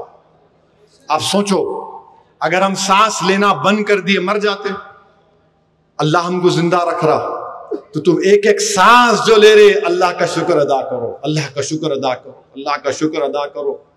तुम सजदे में जाओ तो अल्लाह का शुक्र अदा करो, तुम चलो फिरो तो अल्लाह का जिक्र करो, तुम चलते भी रहो तो अल्लाह का जिक्र करते रहो। मेरे भाई, ये होता है जिसने सरहिंद के शेख मुजद्दिद अल्फे-थानी की खिदमत की, उसको दुनिया आज दखन का मुहद्दिस मानती है, अब्दुल्ला शाह साहब क़िबला। जिसने अपने पीरो मुर्शिद हाजी इमदादुल्लाह महाजिर मक्की से मोहब्बत की, उसके जरिए से अल्लाह ने अनवरुल्लाह शाह फारूकी से जामे निजामिया को बना दिया। मेरे भाई, ये मोहब्बत होती है, ये सूफिज्म है। इन लोगों से दूर रहो जो 1-2 का 4 करते हैं, दूर रहो इन लोगों से। ये पूरे के पूरे बर्बाद करना चाहते हैं, अपनी जात के लिए मिल्लत मजलूमा को बर्बाद करना चाहते हैं। इनसे होशियार रहिए।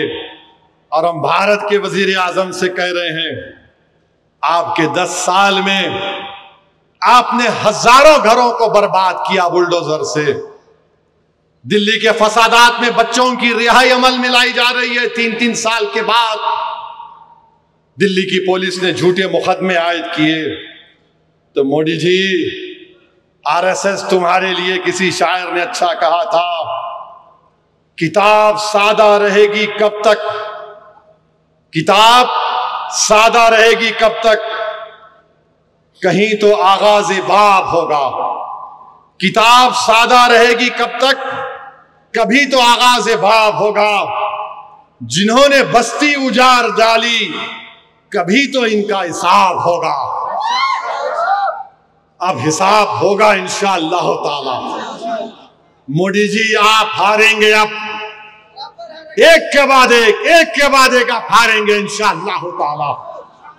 कश्मीर जाएगा, हरियाणा जाएगा, महाराष्ट्र एमआईएम जीतेगी और आप भी जाएंगे।